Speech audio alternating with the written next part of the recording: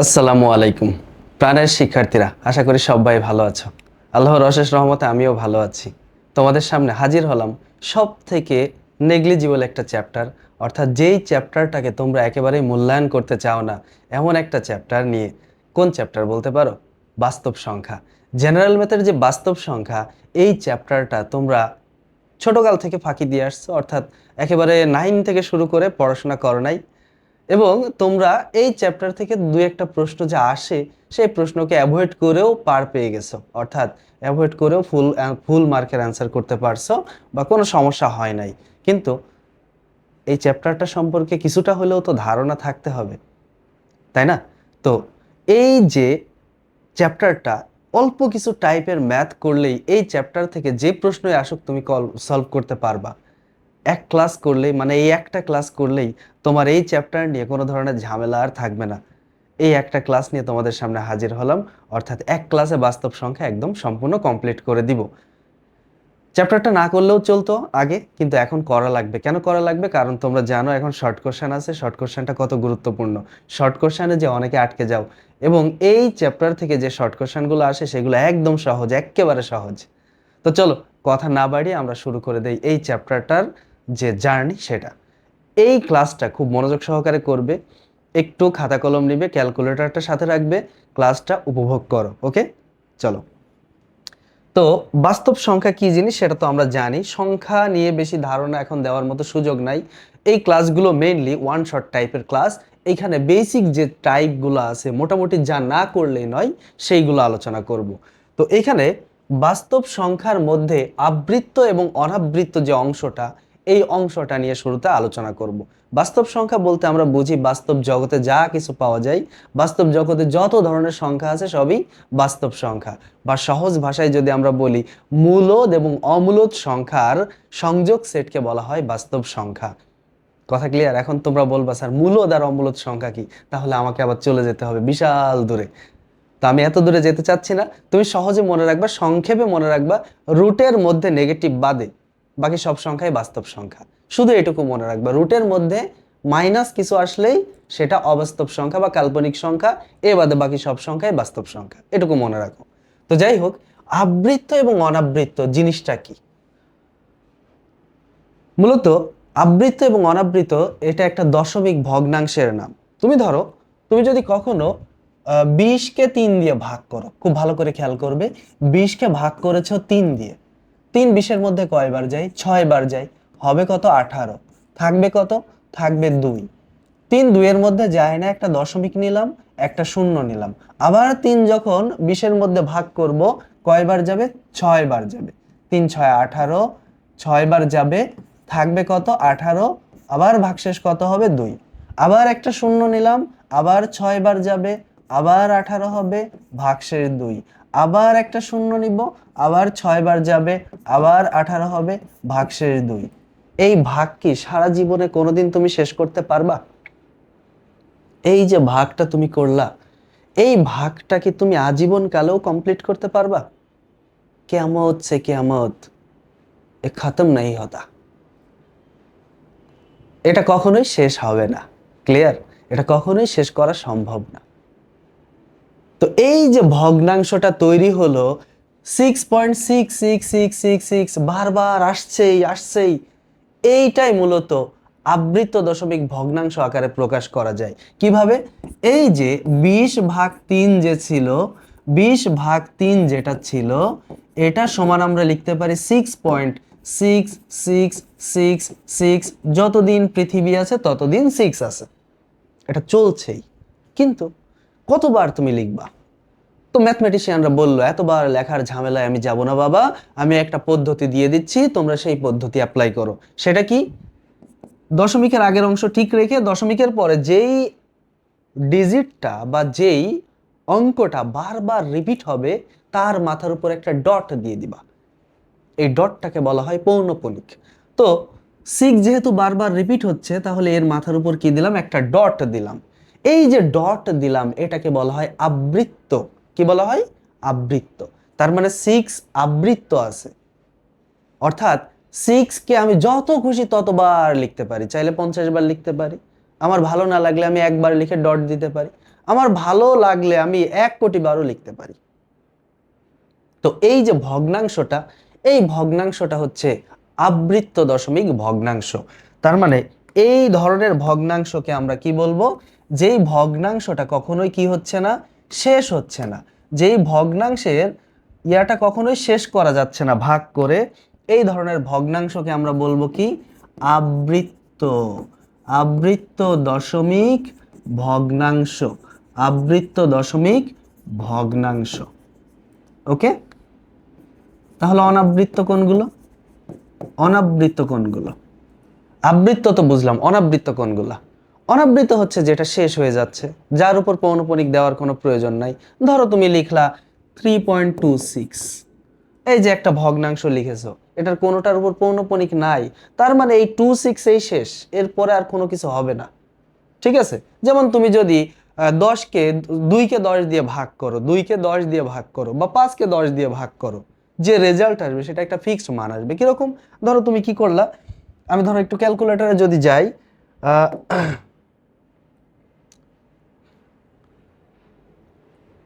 আচ্ছা আমি একটু ক্যালকুলেটরটা সার্চ দিয়ে নিই। হ্যাঁ, তোমরা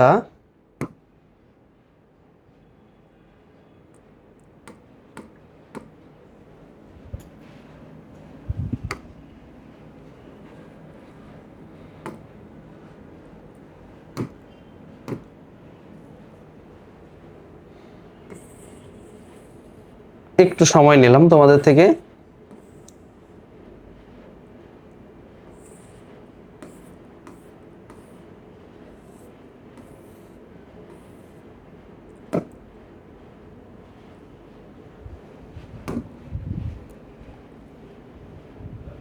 আচ্ছা পেয়েছি, এই হচ্ছে আমার ক্যালকুলেটর। ওকে, তো ধরো আমি কি করলাম, আমি 10কে 3কে সরি 4কে 10 দিয়ে ভাগ করলাম, বা 2কে 10 দিয়ে ভাগ করলাম। ধরো 2 ডিভাইড বাই বা 5 ডিভাইড বাই 10, 5/10। ধরো 5/10 দিলে যে রেজাল্ট আসলো 0.5, এটা কি বারবার আসছে? বারবার আসছে? আসছে না। তার মানে এটা কি হবে? এটা হবে অনাবৃত্ত দশমিক ভগ্নাংশ। কিন্তু যদি ঘটনা এমন হয়, আমি যদি 3কে 10 দিয়ে ভাগ করি, ধরো আবার কি করলাম, আবার 3কে 10 দিয়ে ভাগ করলাম, 3/10, 3 নিচে কত? 10। এই দেখো এটা আসতেই থাকবে, আসতেই থাকবে, এই 0.33 আসতেই থাকবে, আসতেই থাকবে, এটার মান কিন্তু ফিক্সড না। 0.33 এটা আসতেই থাকবে, এটার মান ফিক্সড না। এখানে ক্যালকুলেটর ওটা শো করে নাই, বারবার আসতে থাকবে এটা। ঠিক আছে, এটা কখনো শেষ করা যাবে না। এটা কি হবে? অনাবৃত্ত দশমিক। এটা হবে আবৃত্ত দশমিক ভগ্নাংশ। তো আমরা আবৃত্ত দশমিক ভগ্নাংশ আর অনাবৃত্ত দশমিক ভগ্নাংশ, এই দুটো টপিক আসলে আমরা বুঝতে পারছি আশা করি। আবৃত্ত দশমিক ভগ্নাংশ এবং অনাবৃত্ত দশমিক ভগ্নাংশ, এই দুটো টপিক আশা করি ক্লিয়ার। এখন এই যে ভগ্নাংশটা, এটা তাহলে কি হবে? এটা হবে অনাবৃত্ত। অনাবৃত্ত দশমিক ভগ্নাংশ। আমি দশমিক ভগ্নাংশ কথাটা লিখলাম না। তাহলে এখানে আমরা কি শিখবো নতুন করে?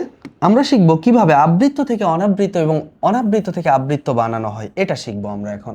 তো আবৃত্ত থেকে অনাবৃত্ত, এটা তো আমরা বুঝতেই পারছি। আবৃত্ত থেকে অনাবৃত্ত কিভাবে বানানো যায়, এটা আমরা একটু শিখতে চাই। বা সাধারণ ভগ্নাংশে কিভাবে প্রকাশ করা যায়, আবৃত্ত থেকে অনাবৃত্ত না, ঠিক কিভাবে আবৃত্ত দশমিক ভগ্নাংশকে সাধারণ ভগ্নাংশে প্রকাশ করা যায়, এটা আমরা একটু শিখতে চাই। ধরো তোমার কাছে একটা ভগ্নাংশ দেওয়া আছে, ভগ্নাংশটা হচ্ছে এরকম 3.756, শুধু 6 এর উপর বা 5-6 এর উপর পৌনঃপুনিক আছে। তার মানে 5-6 বারবার রিপিট হচ্ছে, 5-6 বারবার আসবে। এটার অর্থ হচ্ছে 3.7565656 বারবার চলতে থাকবে এটা। ঠিক আছে, তো আমরা এই ভগ্নাংশটাকে, এই আবৃত্ত দশমিক ভগ্নাংশটাকে সাধারণ ভগ্নাংশ বা সামান্য ভগ্নাংশে প্রকাশ করতে চাই। তাহলে কি করব এখন? এখন এই যে 3.756, এটার সমান, খুব ভালো করে খেয়াল করবে, দশমিক এবং পৌনঃপুনিক বাদে যা থাকে পুরো সংখ্যাটা লিখে ফেলো। তাহলে দশমিক আর পৌনঃপুনিক বাদে থাকে 3756।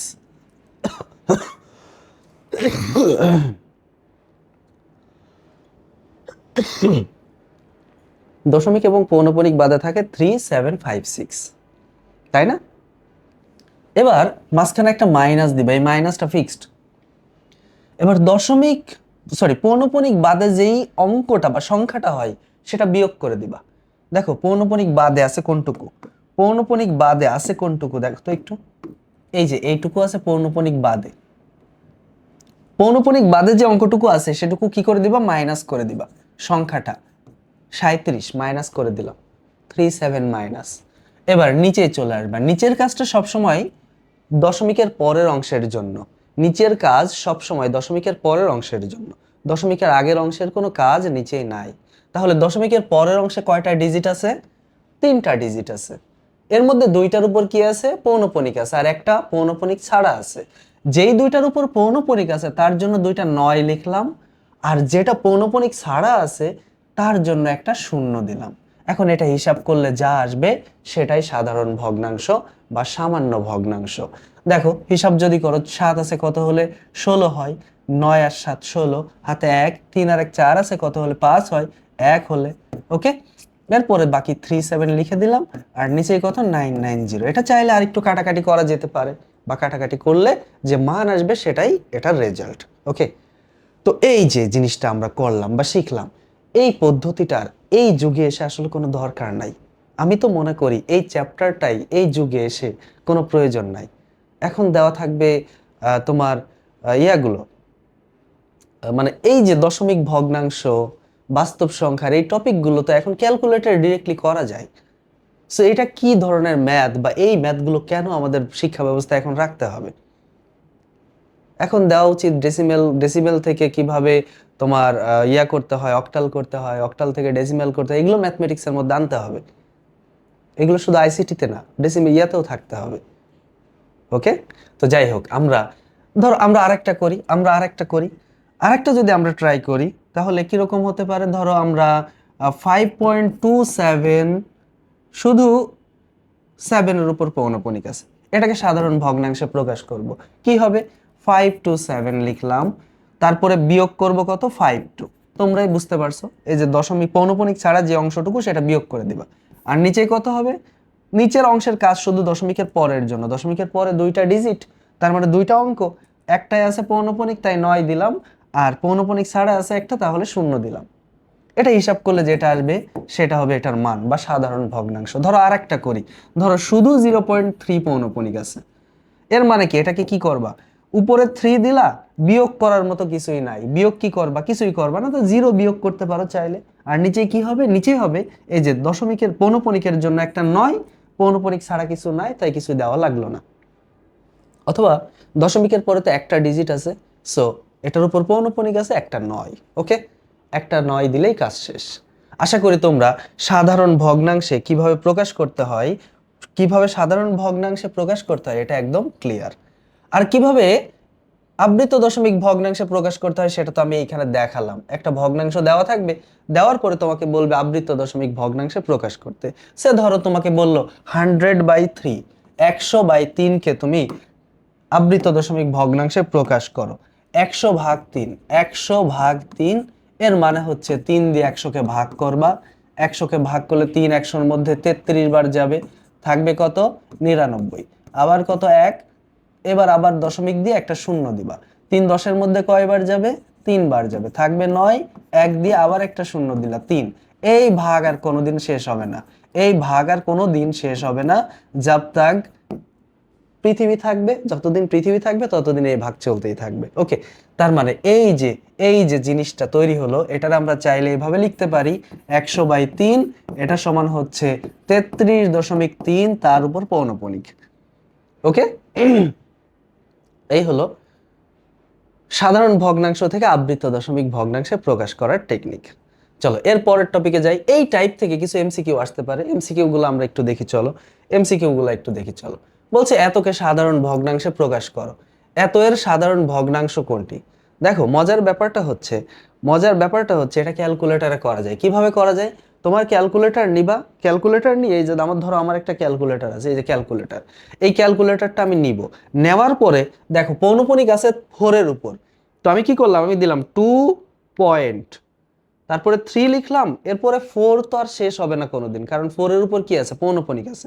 তো আমি ক্যালকুলেটরে যতক্ষণ 4 ধরে দিতে থাকলাম, 4 4 4 4 4 4 4 4, অনেকক্ষণ দিলাম, দেওয়ার পরে সমান দিলাম, সমান দিলেই একটা রেজাল্ট চলে আসছে। কত আসছে জানো, 211/90। দেখো এই যে রেজাল্টটা কত, 211/90। কোথায় আছে 211/90? এই যে খ নম্বর অপশন, এটাই হচ্ছে আমাদের কারেক্ট অ্যান্সার হবে। দেখো এটা কিন্তু আমরা হ্যান্ড ক্যালকুলেশন শিখেছি, কিন্তু এটা ক্যালকুলেটরে খুব সহজে করা যায়। তোমার জন্য তো একটা ক্যালকুলেটর অ্যালাউড আছে, তুমি তো পরীক্ষার হলে একটা ক্যালকুলেটর নিয়ে যাবা, তাহলে তুমি কি করবা, এগুলোতে ক্যালকুলেটরের ব্যবহার করবা। ওকে, তোমার এখানে হ্যান্ড ক্যালকুলেশনের দরকার নাই। এখন যদি তুমি হ্যান্ড ক্যালকুলেশন করতে চাও করো।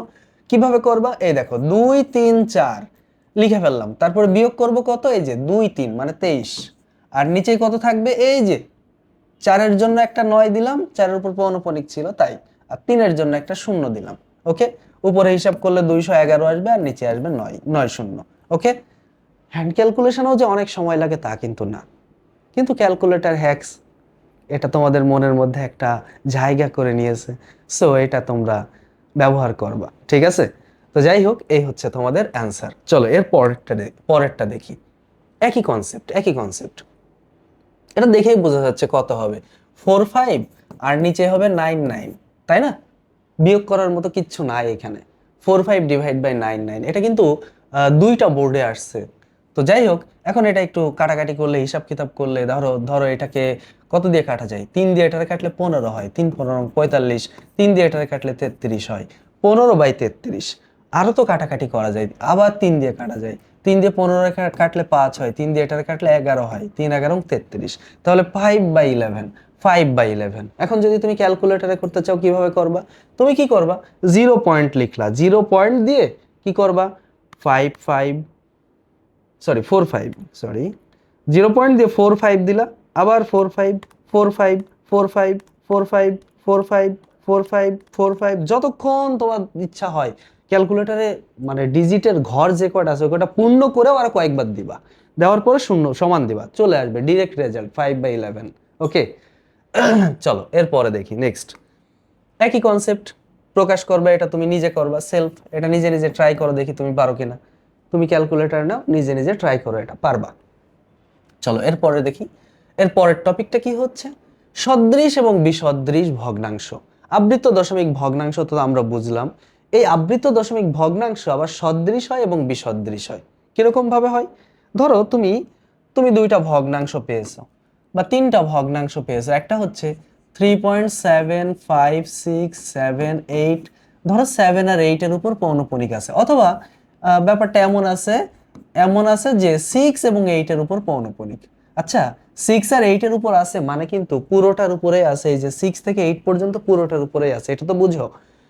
6 আর 8 এর উপরে আছে মানে প্রান্তীয় দুইটাতে থাকলে মাঝখানের গুলোতে অটোমেটিক থাকবে, দেওয়া না থাকলেও থাকবে। ওকে, তার মানে এখন বারবার রিপিট হবে কি জানো, বারবার রিপিট হবে 6 7 8 6 7 8 6 7 8, এটা বারবার রিপিট হতে থাকবে। ওকে, তো এই যে একটা ভগ্নাংশ তুমি লিখলা, আরেকটা আছে মনে করো 17.378, শুধু 8-এর উপর পৌনঃপুনিক।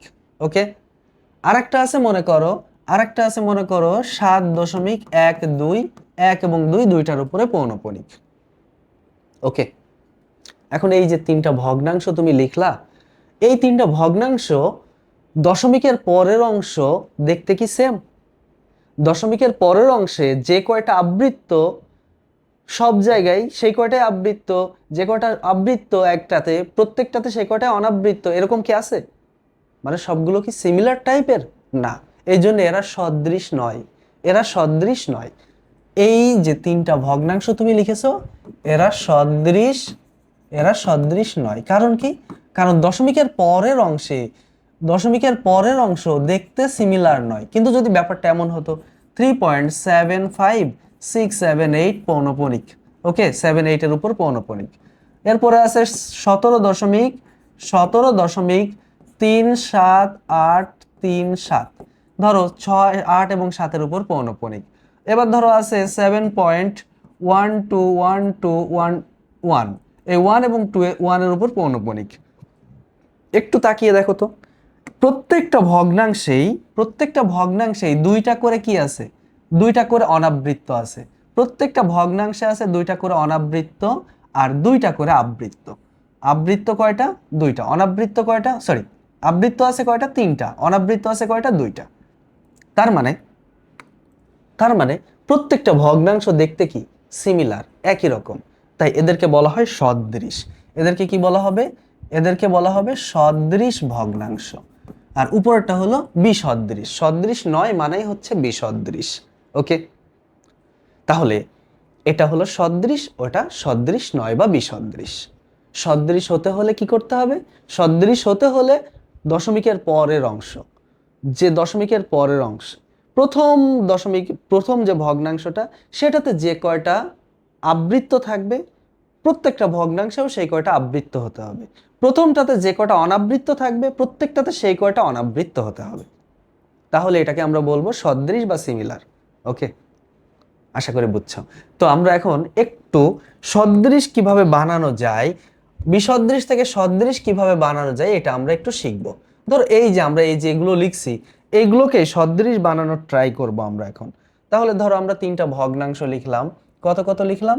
3.75 6 7 8 6 7 8 6 এবং 8 এর উপর পৌনঃপুনিক, তার মানে 6 7 8 এর উপর পৌনঃপুনিক। আচ্ছা, এরপরে লিখলাম 17 পয়েন্ট কত?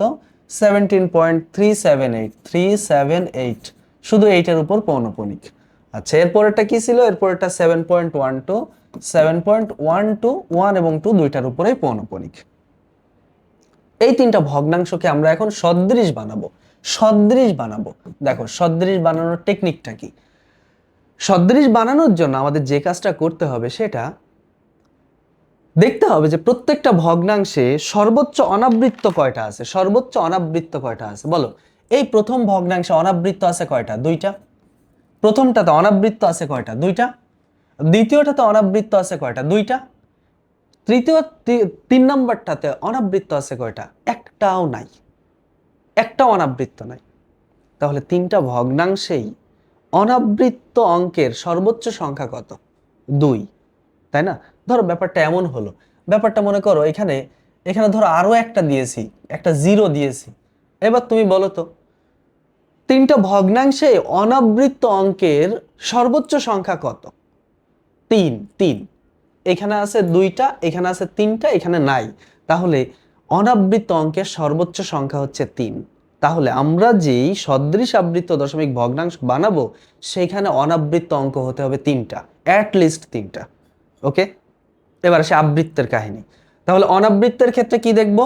অনাবৃত্তের জন্য সর্বোচ্চ সংখ্যা। অনাবৃত্তের ক্ষেত্রে দেখব কি?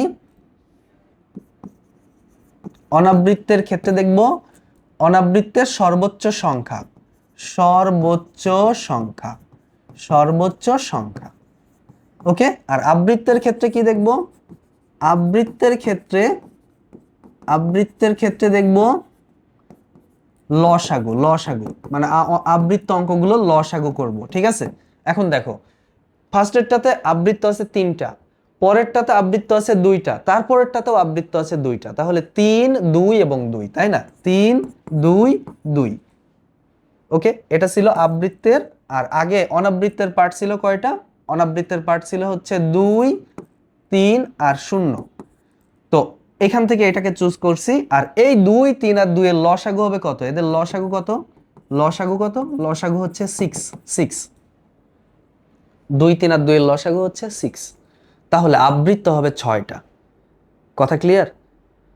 তাহলে সদৃশ আবৃত্ত দশমিক ভগ্নাংশে দশমিকের পরে টোটাল ডিজিট হতে হবে কয়টা? 3টা এবং 6টা, মোট মিলে হবে 9টা। এই 9টার মধ্যে 3টা হবে অনাবৃত্ত আর 6টা হবে কি? আবৃত্ত। আশা করি বুঝছো। ক্লিয়ার? তাহলে মনে রাখতে হবে কি? মনে রাখতে হবে যে আবৃত্ত দশমিক ভগ্নাংশের সদৃশ আবৃত্ত দশমিক ভগ্নাংশ বানাতে হলে ফার্স্টে দেখবো অনাবৃত্ত অঙ্কগুলো।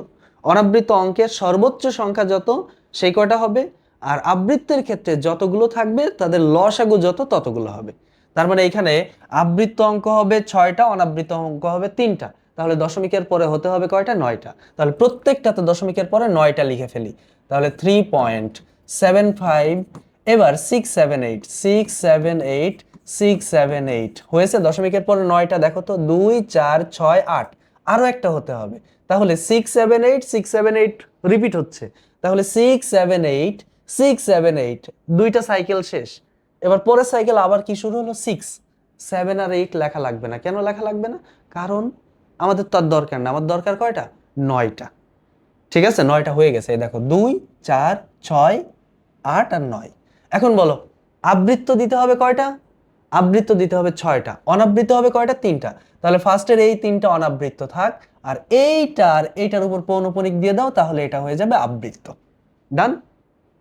এবার এটাতে আসি, এটাতে আসি। কত আছে?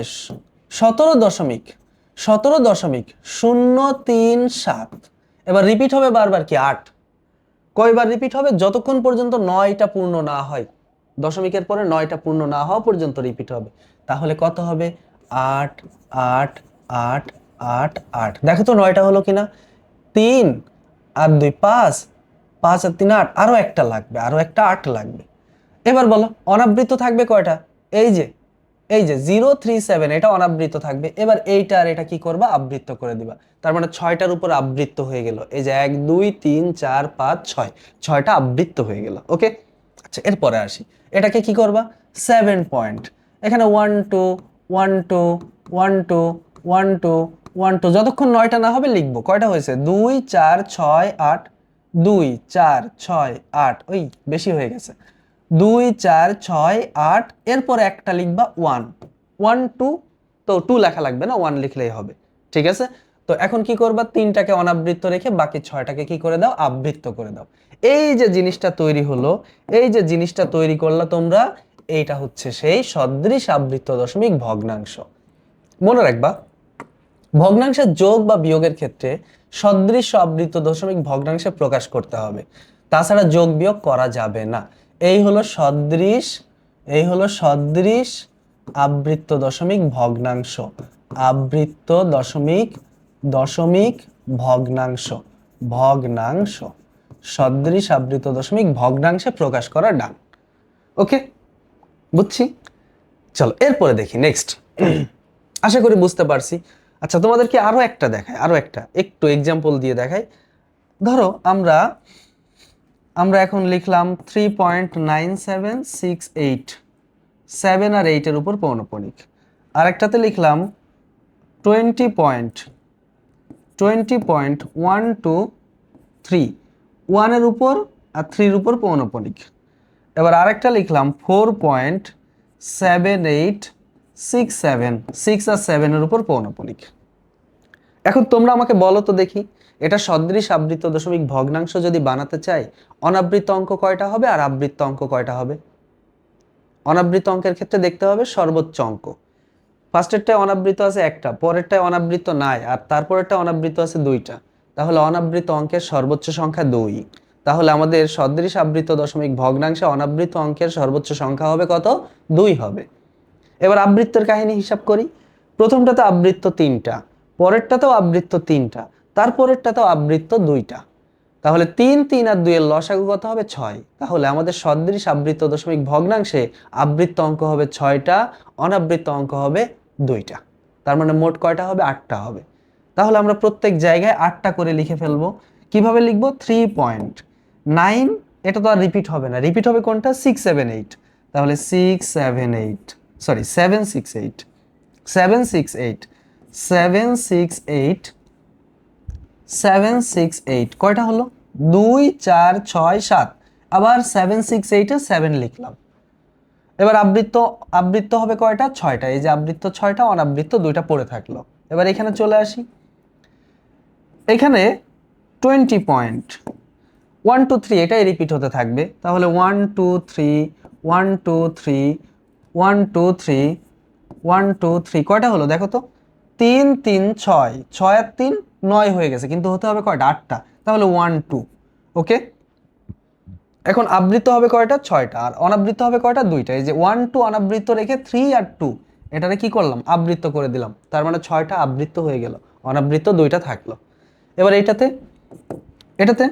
4.78, এরপরে 6 7 6 7 রিপিট হতে থাকবে। 6 7 6 7 6 7, দেখো 8টা হয়ে গেছে, 8টা হয়ে গেছে, দেখছো? 8টা কিন্তু কমপ্লিট। তার মানে এখন কি করব? 7 8 এইভাবে রেখে দিয়ে আর এইটা আর এটার উপর কি দিব? পৌনঃপুনিক দিব। এই হচ্ছে সদৃশ আবৃত্ত দশমিক ভগ্নাংশে প্রকাশ করা ডান।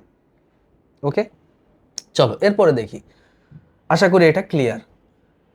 এই টাইপের যে এমসিকিউ গুলো আসতে পারে সেটা একটু দেখি। নিচের কোন আবৃত্ত দশমিক ভগ্নাংশগুলো সদৃশ? তুমি একটু তাকিয়ে দেখো তো এর মধ্যে কোনগুলো সদৃশ। দশমিকের পরের অংশ দেখতে হবে। প্রথমটা কি সদৃশ? না, প্রথমটা সদৃশ না, কারণ এটাতে একটার উপর পৌনঃপুনিক, এটাতে দুইটার উপর, তার মানে এটা হবে না। এটা কি সদৃশ? না, এটাও হবে না। এটাও হলো না সদৃশ। এটা কি সদৃশ? না, এটা তো হবেই না, একটার উপর আর তিনটার উপর। তাহলে লাস্টেরটা হতেই হবে, লাস্টেরটাই হবে। দেখো মিলাই দেখো কিভাবে। এটাতে দেখো পৌনঃপুনিক আছে তিনটার উপর, পৌনঃপুনিক তিনটার উপর, পৌনঃপুনিক নাই দুইটার উপর, পৌনঃপুনিক নাই দুইটার উপর, তার মানে এটা কি সদৃশ। ওকে, চলো এরপরে দেখি। এত এবং এত ভগ্নাংশ দুটি কোন ধরনের? এই যে দুইটা ভগ্নাংশ দেওয়া আছে দেখতে পাচ্ছ, দশমিকের পরের অংশ সিমিলার। একটা একটা আছে অনাবৃত্ত, দুইটা করে আছে, একটা করে আছে অনাবৃত্ত, দুইটা করে আছে কি আবৃত্ত। তার মানে এই দুইটা ভগ্নাংশ কি হবে? সদৃশ আবৃত্ত দশমিক ভগ্নাংশ, সদৃশ আবৃত্ত দশমিক। এরপরে চলো, আবৃত্ত দশমিকগুলোতে অনাবৃত অংশের সংখ্যা সমান হলে, অনাবৃত অংশের সংখ্যা সমান হলে এবং আবৃত অংশের অঙ্ক সংখ্যা সমান হলে তাদেরকে কি বলে? ওই যে কেবল যেটা বললাম, প্রত্যেকটা ভগ্নাংশে যদি অনাবৃত অংশের অঙ্কগুলো সেম হয় আর আবৃত অংশের অঙ্কগুলো সেম হয়, তাদেরকে বলা হয় সদৃশ আবৃত্ত দশমিক ভগ্নাংশ বা সদৃশ আবৃত্ত দশমিক। ওকে, চলো এরপরে দেখি। এরপরে মূলদ এবং অমূলদ, এটা নিয়ে কথা বললে অনেক কথা বলা যাবে। তোমাদেরকে জাস্ট একটা জিনিস শিখিয়ে দেই, তাহলে তোমরা বুঝতে পারবা কোনটা মূলদ আর কোনটা অমূলদ। ওকে, তোমাদেরকে শুধু একটা কথা বলে দেই। আচ্ছা দেখো তো, এই যে 1, 4, 9, 16, 25, তারপরে 25-এর পরে 36, 49, 64, 81, তারপরে 100, এই যে জিনিসগুলো আমি লিখলাম এগুলো সব হচ্ছে পূর্ণবর্গ সংখ্যা। এগুলো সব কি? পূর্ণবর্গ সংখ্যা। এগুলো সব পূর্ণবর্গ সংখ্যা বলে এগুলো রুট করলে একটা পূর্ণ সংখ্যা পাওয়া যায়। রুট 1 মানে হচ্ছে 1, রুট 4 মানে কত? রুট 4 মানে হচ্ছে 2, রুট 9 মানে কত? 3, রুট 16 মানে কত? রুট 16 মানে 4, রুট 25 মানে কত? রুট 25 মানে 5। ওকে, তার মানে এই যে সবগুলো পূর্ণবর্গ সংখ্যার বর্গমূল করলে কি পাওয়া যায়? পূর্ণ সংখ্যা পাওয়া যায়। কিন্তু বাই এনি চান্স তুমি যদি 1 থেকে 4-এর মধ্যে যে অঙ্কগুলো আছে বা 4 থেকে 9-এর মধ্যে যে অঙ্কগুলো আছে অথবা 9 থেকে 16 থেকে 25-এর মধ্যে যে সংখ্যাগুলো আছে এগুলোর বর্গমূল বের করতে চাও, এগুলো কোনো পূর্ণ সংখ্যা আসবে না। যেমন ধরো আসলো, আমি জিজ্ঞাসা করলাম route 12, route 10, route 11, route 3, route 4, না রুট 4 তো হবে না, রুট 4 তো 4 তো পূর্ণবর্গ, রুট রুট 2, রুট 8, এই যে জিনিসগুলো আমি লিখছি এগুলো সব অমূলদ সংখ্যা। এগুলো সব কি হবে? অমূলদ সংখ্যা। ওকে, এগুলো সব অমূলদ সংখ্যা। তোমার জন্য এই স্টেজে আপাতত এইটুকু মনে রাখলেই চলবে যে রুটের মধ্যে অপূর্ণবর্গ সংখ্যা বাদে বাকি সব সংখ্যাই কি? মূলদ সংখ্যা। মনে থাকবে তো? নোট আকারে যদি আমি লিখে দেই, নোট আকারে যদি আমি লিখে দেই, 1 নম্বর, রুটের মধ্যে, রুটের মধ্যে অপূর্ণবর্গ সংখ্যা, অপূর্ণবর্গ সংখ্যা,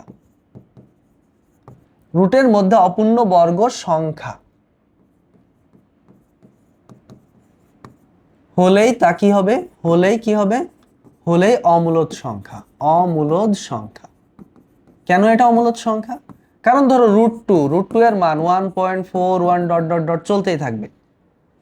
এটা যে চলতেই থাকবে তাহলে কি এটা পৌনঃপুনিক আকারে লেখা যাবে না? তাও লেখা যাবে না, তাও লেখা যাবে না। এটা চলতেই থাকবে কিন্তু এটাকে পৌনঃপুনিক আকারে লেখা যাবে না, আবৃত্ত করা যাবে না। মানে চলতেই থাকবে কিন্তু ডিসিমিলার, সিমিলারিটি থাকবে না। তো তার মানে এইটাকে কখনোই তুমি পি বাই কিউ মানে এই ভগ্নাংশ আকারে লিখতে পারবা না, পি বাই কিউ আকারে তুমি লিখতে পারবা না। এটার কখনোই তুমি ক্যালকুলেটর, ওই যে তোমাদের যাদের দামি ক্যালকুলেটরগুলো আছে, একটা দশমিক ভগ্নাংশকে এসডি তে চাপ দিলে সেটা আবার কিসে পরিণত হয়? ভগ্নাংশে পরিণত হয় না? তো এই ধরনের জিনিসকে কখনো তুমি ওই ভগ্নাংশে বানাতে পারবা না। তার মানে এটা কি? এটা কি? এটা হচ্ছে অমূলদ সংখ্যা। এ বাদে যত সংখ্যা আছে সবই কি হচ্ছে? মূলদ সংখ্যা। কিছু জিনিস আছে যেমন পাই একটা অমূলদ সংখ্যা, লন 2, লন 3, লন 5 এগুলো একটা অমূলদ সংখ্যা। কিন্তু তুমি আপাতত বাস্তব সংখ্যার এই চ্যাপ্টারের জন্য শুধু এইটুকু মনে রাখো যে রুটের মধ্যে অপূর্ণবর্গ সংখ্যা থাকলেই সেটা কি হবে, অমূলদ সংখ্যা। বাকি সব সংখ্যাই কি মূলদ সংখ্যা। তার মানে আমরা বলতে পারি মূলদ সংখ্যার ক্ষেত্রে কি বলতে পারি, শূন্য সহ সকল বাস্তব সংখ্যা,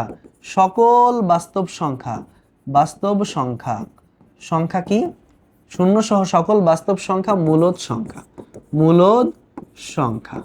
ওকে, 2-3 নাম্বার বলতে পারি আবৃত্ত দশমিক ভগ্নাংশ মূলদ সংখ্যা। আবৃত্ত দশমিক ভগ্নাংশ কি সংখ্যা, দশমিক ভগ্নাংশ এটাও কি সংখ্যা, এটাও মূলদ সংখ্যা। খালি অমূলদ কোনগুলো, অমূলদ হচ্ছে রুটের মধ্যে অপূর্ণ বর্গ সংখ্যা থাকলে সেটা কি, অমূলদ সংখ্যা। এটার ভগ্নাংশ আকারে প্রকাশ করা যায় না। তা বাদে বাকি সবগুলোরে কি করা যায়, ভগ্নাংশ আকারে প্রকাশ করা যায়। বাকি সবগুলোরে ভগ্নাংশ আকারে প্রকাশ করতে পারো। ওকে, এখন যদি তোমাকে আমি জিজ্ঞাসা করি 3.5 এটা মূলদ সংখ্যা নাকি অমূলদ সংখ্যা, অবশ্যই এটা মূলদ সংখ্যা। আমি যদি জিজ্ঞাসা করি 3.5 এর পৌনঃপুনিক এটা কি মূলদ না অমূলদ, এটা অবশ্যই মূলদ সংখ্যা। আমি যদি তোমাকে জিজ্ঞাসা করি 3.573251279 এই যে সংখ্যাটা চলছেই, এটা কি তুমি চাইলে এই পৌনঃপুনিক আকারে লিখতে পারবা না। তার মানে এটা কি হবে, এটা নিশ্চিত কোনো একটা অপূর্ণ বর্গ সংখ্যার বর্গমূল, নিশ্চিত এটা কোনো একটা অপূর্ণ বর্গ সংখ্যার বর্গমূল। তার মানে এটা কি হবে, এটা হচ্ছে অমূলদ সংখ্যা, এটা অমূলদ সংখ্যা। ওকে, কিন্তু যদি ব্যাপারটা এমন হতো 3.573 তার মানে তুমি এখন বুঝতেই পারছো যে এইটাকে আমরা চাইলে এখন লিখতে পারি 3.573 এটার পৌনঃপুনিক। তার মানে এটা কি হয়ে যাবে, এটা হবে মূলদ সংখ্যা, এটা মূলদ সংখ্যা। ওকে,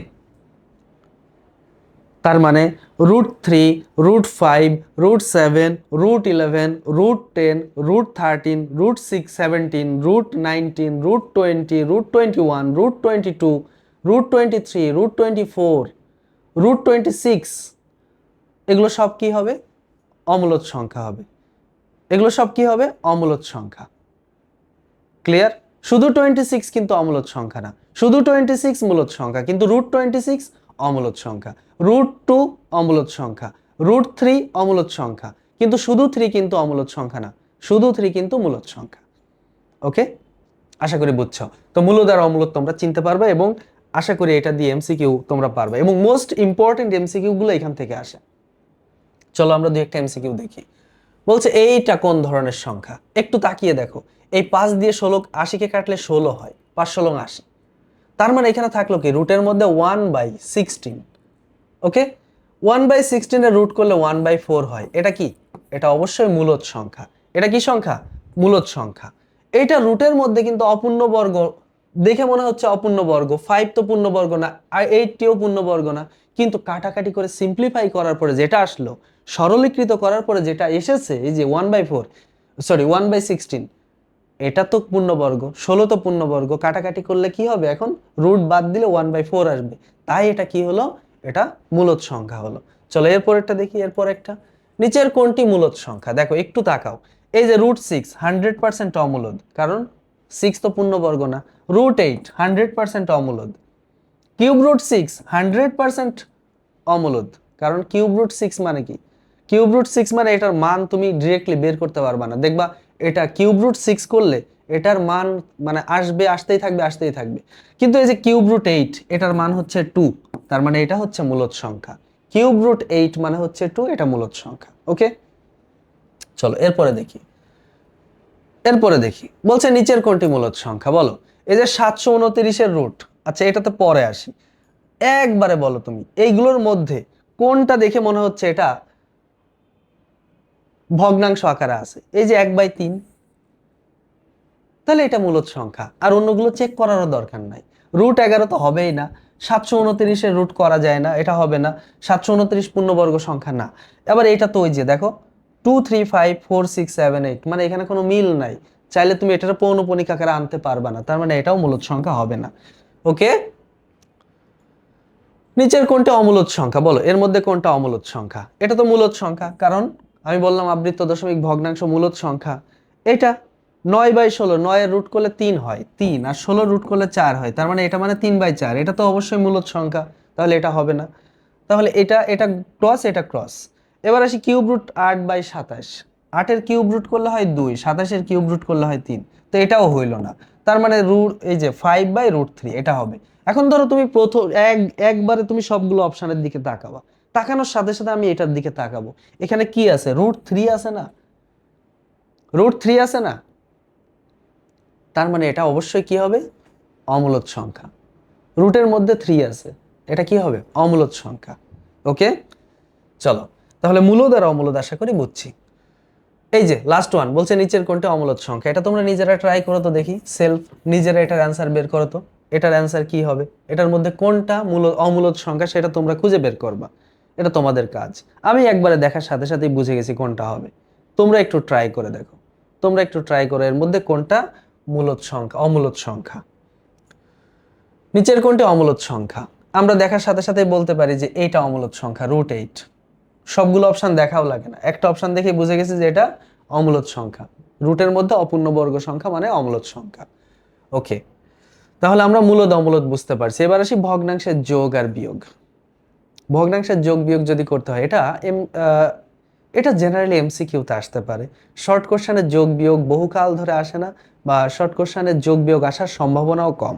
ওকে, তো যোগ বিয়োগের টপিকটা একেবারে সিম্পলি আমি একটু বুঝাবো, সেটা ওই যে আগের স্লাইডটা আমি করে আসছি না, সদৃশের ওই স্লাইডে যে বুঝাবো, সদৃশ আবৃত দশমিক ভগ্নাংশ যে করালাম না, এই সদৃশ আবৃত দশমিক ভগ্নাংশের এই স্লাইডে তোমাদেরকে আমি একটু যোগ শিখাবো, যোগ।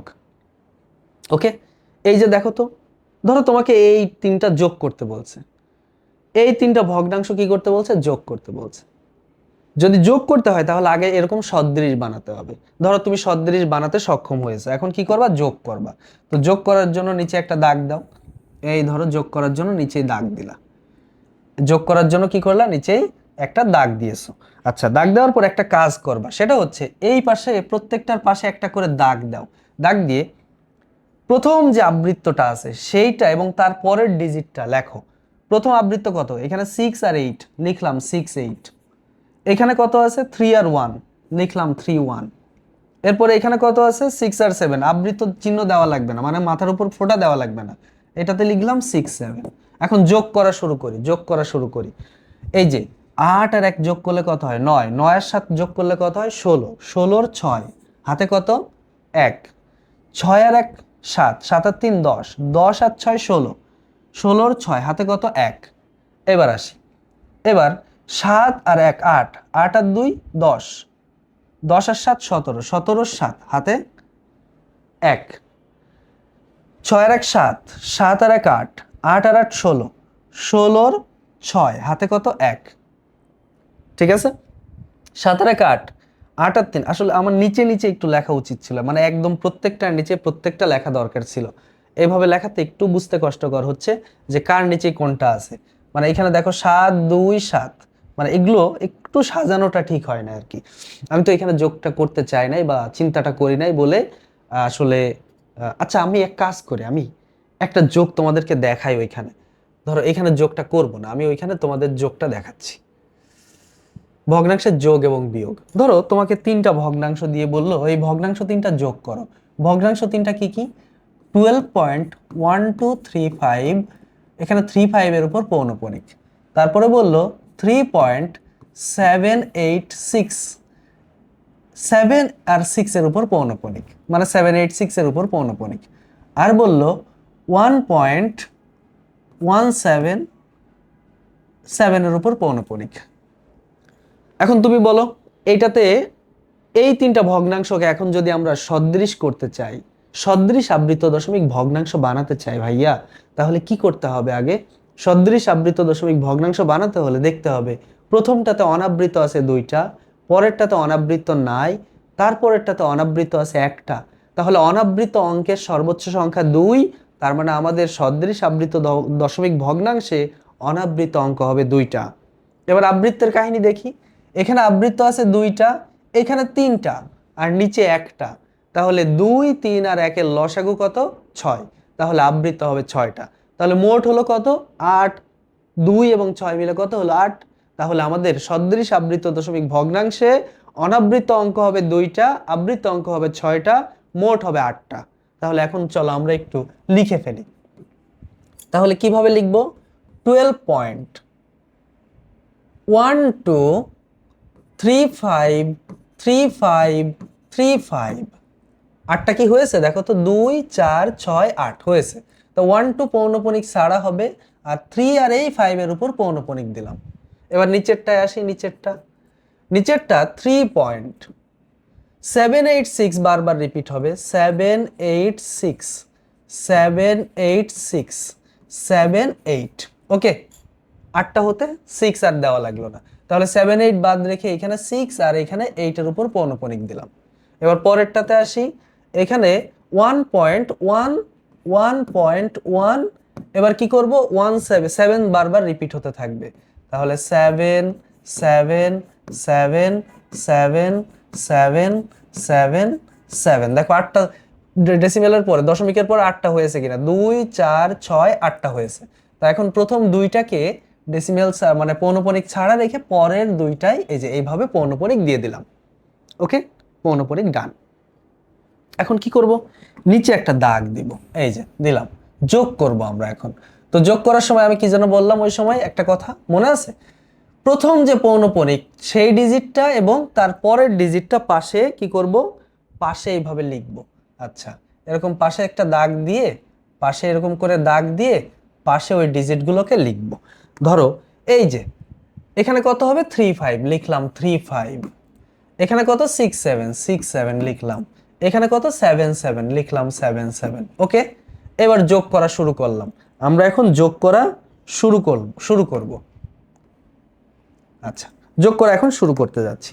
তাহলে দেখো 7 7 14 আর 5 কত হয়, 7 আর 7 14 আর 5 19, 19 এর 9 হাতে কত 1, 7 আর 1 8, 8 6 14, 14 আর 3 কত 17, 17 7 হাতে কত 1। এই দাগটা দিয়ে দিলাম, ঠিক আছে, এই দাগটা দিয়ে দিলাম। আচ্ছা, এই দাগটা দিয়ে দিলাম। এবার এই পাশে চলে আসছি, এবার এই দাগের বাম পাশে চলে আসলাম। এই দাগটা কেন দিলাম সেটা একটু পরে আমি বলছি। আচ্ছা, এখন এখানে হাতে কত ছিল, 1 ছিল না? সেই 1 যে হাতে থাকে, এই হাতের 1 যোগ করা লাগে। যদি এই অংশটুকু না করতাম তাহলে ওই যে 1 যোগ করা লাগে, সেই 1 যোগ করার অংশটুকু মাথায় আসতো না এবং আমাদের অ্যান্সারটা সঠিক আসতো না। ওকে, তাহলে কি করব, এখন যে ওই পাশে 1 ছিল সে 1 যোগ করো, 7 আর 1 8, 8 8 16, 16 আর 5 কত হবে, 16 আর 5 কত হবে 21 এর 1 হাতে কত 2, 7 7 14, 7 আর 7 14, 14 আর 2 16, 16 আর 3 19, 19 এর 9 হাতে কত 1, 7 আর 1 8, 8 6 14, 14 আর 5 কত 19, 19 এর 9 হাতে কত 1, 7 আর 1 8, 8 8 16, 16 আর 3 19, 19 এর 9 হাতে কত 1, 7 7 14, 14 আর 1 15, 15 আর 5 20, 20 এর 0 হাতে 2, 7 আর 2 9, 9 6 15, 15 আর 3 18 আর 8 হাতে কত 1, 7 আর 1 8, 8 8 16, 16 আর 2 কত হলো 18, 18 আর 8 হাতে কত 1, 1 আর 1 2, 2 এর 7 9, 9 এর 1 10, 10 এর 0 হাতে কত 1, দশমিকের এই পাশে চলে আসলাম। এবার 1 আর 1 2, 2 আর 3 5, 5 আর 2 কত হলো 5 আর 2 7, আর এই পাশে যে 1 ছিল সেই 1। তার মানে আমাদের নির্ণেয় যোগফলটা কত হবে, নির্ণেয় যোগফল হচ্ছে 17.088099991। আচ্ছা, পৌনঃপুনিকটা কোথায় হবে, এইখানে হবে, আর এইখানে এই 8 এর উপর হবে। এই যে দুইটা পৌনঃপুনিক ছাড়া, তাহলে এই যে 8 এর উপর দিলাম আর এই 1 এর উপর পৌনঃপুনিক দিলাম, অ্যান্সার। আচ্ছা, এখন আসি। এখন তোমাদেরকে আমি যেটা বোঝাতে চাচ্ছি, কেন এই অংশটুকু করলাম, এটুকু কেন এক্সট্রা লিখলাম, একটু তাকাও।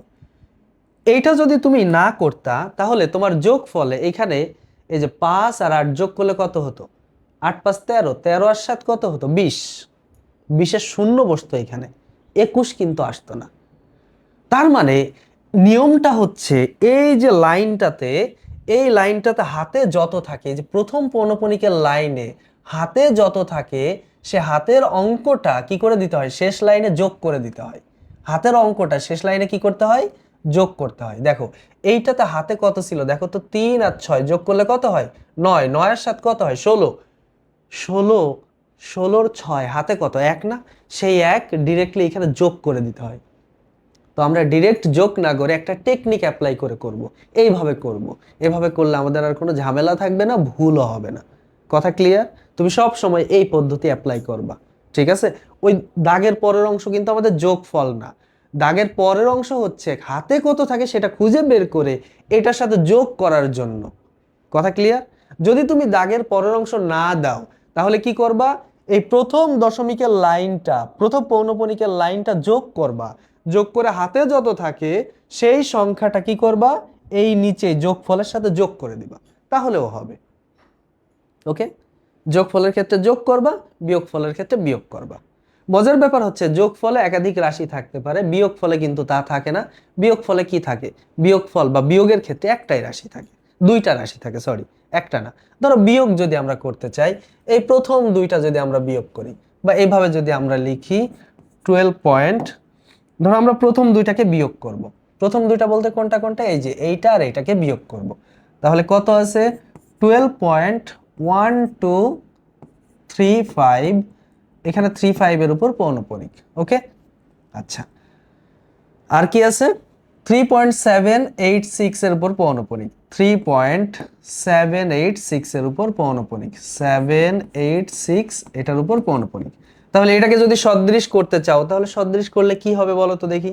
এখানেও একই কাহিনী, আবৃত অঙ্ক অনাবৃত অঙ্ক সর্বোচ্চ সংখ্যা এখানে 2 আর এখানে নাই, তার মানে দুইটাই হবে অনাবৃত। আর আবৃত আছে এখানে দুইটা এখানে তিনটা, মোট লসাগু হবে 2 আর 3 এর লসাগু 6, তার মানে মোট হবে কয়টা, 8টাই হবে। তাহলে এটাকে যদি তুমি সাজাও এটাকে দেখতে কি হবে, 12.12353535। ওকে, এই যে 3 আর 5 এর উপর পৌনঃপুনিক দিলাম।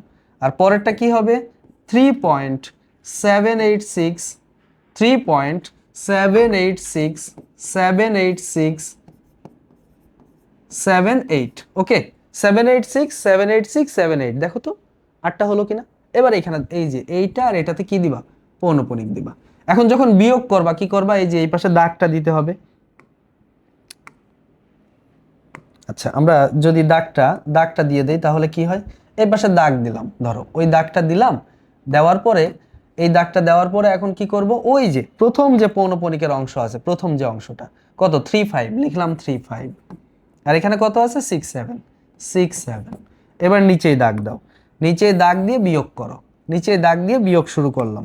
বলো 7 আছে কত হলে 15 হয়, 8 হলে হাতে কত 1, 6 আর 1 7 আছে কত হলে 13 হয়,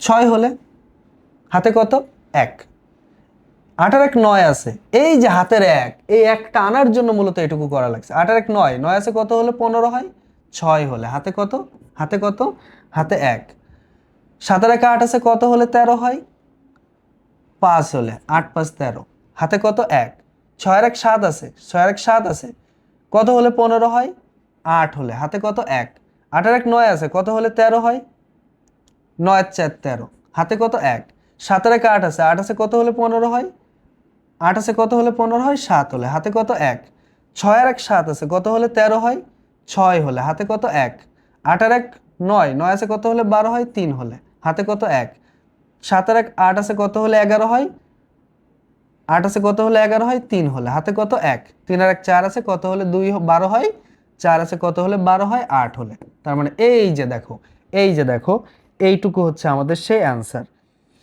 এই যে।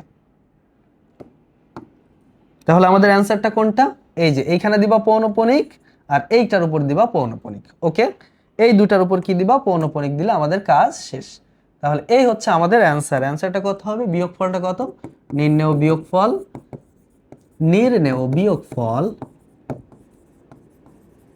নির্ণেয় বিয়োগফলটা কত, 8.3367485856। ওকে, এই যে 6 এর উপর পৌনঃপুনিক আর এই 6 এর উপর পৌনঃপুনিক, বাস এটা হচ্ছে আমাদের সেই বিয়োগফলটা। বুঝছো? এখন মজার ব্যাপার, এগুলো এমসিকিউতে আসলে তো কোনো সমস্যাই নাই, এটা ডিরেক্ট ক্যালকুলেটরে করব আমরা।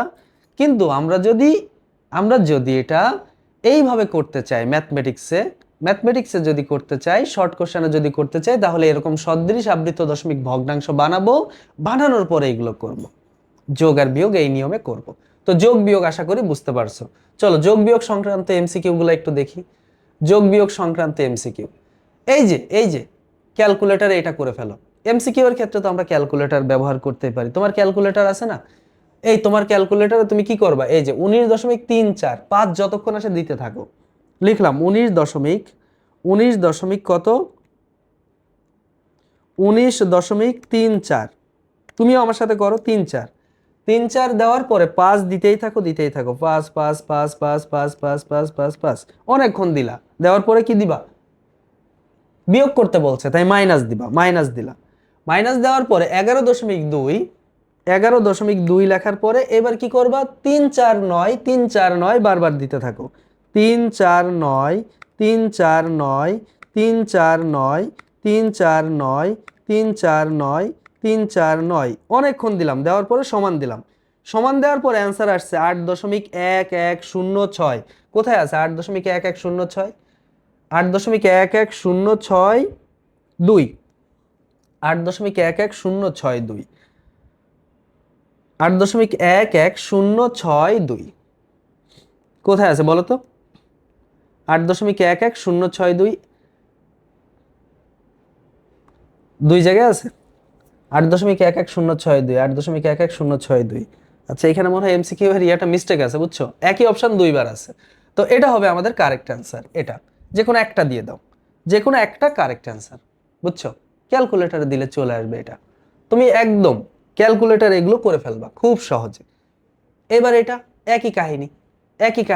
আচ্ছা, এটা সদৃশ করে করতেও বেশি সময় লাগবে না। কেন লাগবে না দেখো, একটু তাকায় দেখো এখানে কত আছে, 8.04 4 উপর পৌনপণিক, 1.05 5 উপর পৌনপণিক, 7.018 8 উপর পৌনপণিক। বলো এখানে অনাবৃত অঙ্ক সর্বোচ্চ সংখ্যা কয়টা? এখানে অনাবৃত একটা, এখানে একটা, এখানে দুইটা। তাহলে অনাবৃত অঙ্কের সর্বোচ্চ সংখ্যা 2, আর আবৃত অঙ্ক সব জায়গায় আছে একটা করে, তাহলে একই হবে। তাহলে দশমিকের পরে অঙ্ক হবে টোটাল কয়টা? 3টা। অনাবৃত হবে 2টা, আবৃত হবে একটা। তাহলে হিসাব করো কি হয়, 8.044। এই যে 4 উপর পৌনপণিক দিলাম। তারপরে 1.055 5 উপর পৌনপণিক দিলাম।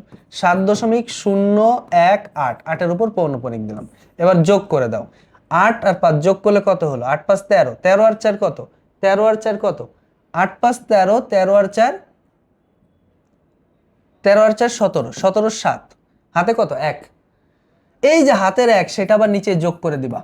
এটাই তো প্রথম দশমিক, মানে প্রথম পৌনপরিক। ওইগুলোর ক্ষেত্রে তো পৌনপরিক দুই জায়গায় ছিল, তাহলে আগেরটাকে প্রথম ধরছিলাম, পরেরটাকে শেষেরটা ধরছিলাম, মানে পরেরটা ধরছিলাম। বাট এখানে তো পৌনপরিক একটাতেই, তাহলে এটাই প্রথম। তো এইখানে যে হাতেরটা আছে সেখানে নিচে যোগ করে দিলাম আবার। এবার এখানে আসি, এখানে 1 আর 5 যোগ করলে কত হলো? হাতে কত ছিল না? হাতে 1 ছিল। এবার এখানে আসি, 1 আর 5 যোগ করলে কত হলো? 6। 1 আর 5 যোগ করলে 6, 6 আর 1 এই যে হাতের 1 7। আর এখানে কত ছিল?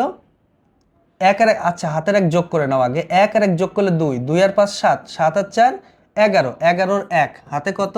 1। 0 3টা 0 যোগ করে আবার হাতের 1 যোগ করলে 1। দশমিক 8 7 15 আর 1 16, 16.117। দেখো এই যে হাতের ওই একটা আবার এক্সট্রা যোগ করলে কি হবে? 16.118। তার মানে 8 এর উপর পৌনপণিক 16.118। এটা হচ্ছে কারেক্ট অ্যান্সার। আশা করি বুঝছো। আচ্ছা, এটা ক্যালকুলেটরে কিভাবে করবা? ক্যালকুলেটরে এটা কিভাবে করতে পারো, 8.04 4 যতক্ষণ খুশি দিতে থাকো, দিলা। তারপরে প্লাস দাও, প্লাস 1.05 5 যতক্ষণ খুশি দিবা, 1.05 দিতে থাকো 5 বারবার 5 দিতে থাকো, অনেকবার দিলা, ধরো 5 দেওয়ার পরে কি করলা? প্লাস দিলা। প্লাস দিয়ে 7.018 7.018 8 বারবার দিতে থাকলা, অনেকবার দিলা। অনেকবার দেওয়ার পরে সমান দিলা। সমান দিলে এটার মান আসছে হচ্ছে 16.1188888। ক্যালকুলেটরে ডিরেক্টলি আনসার চলে আসছে। ওকে, আচ্ছা তাহলে চলো এর পরেরটা দেখি। এরপরে কি আছে দেখি।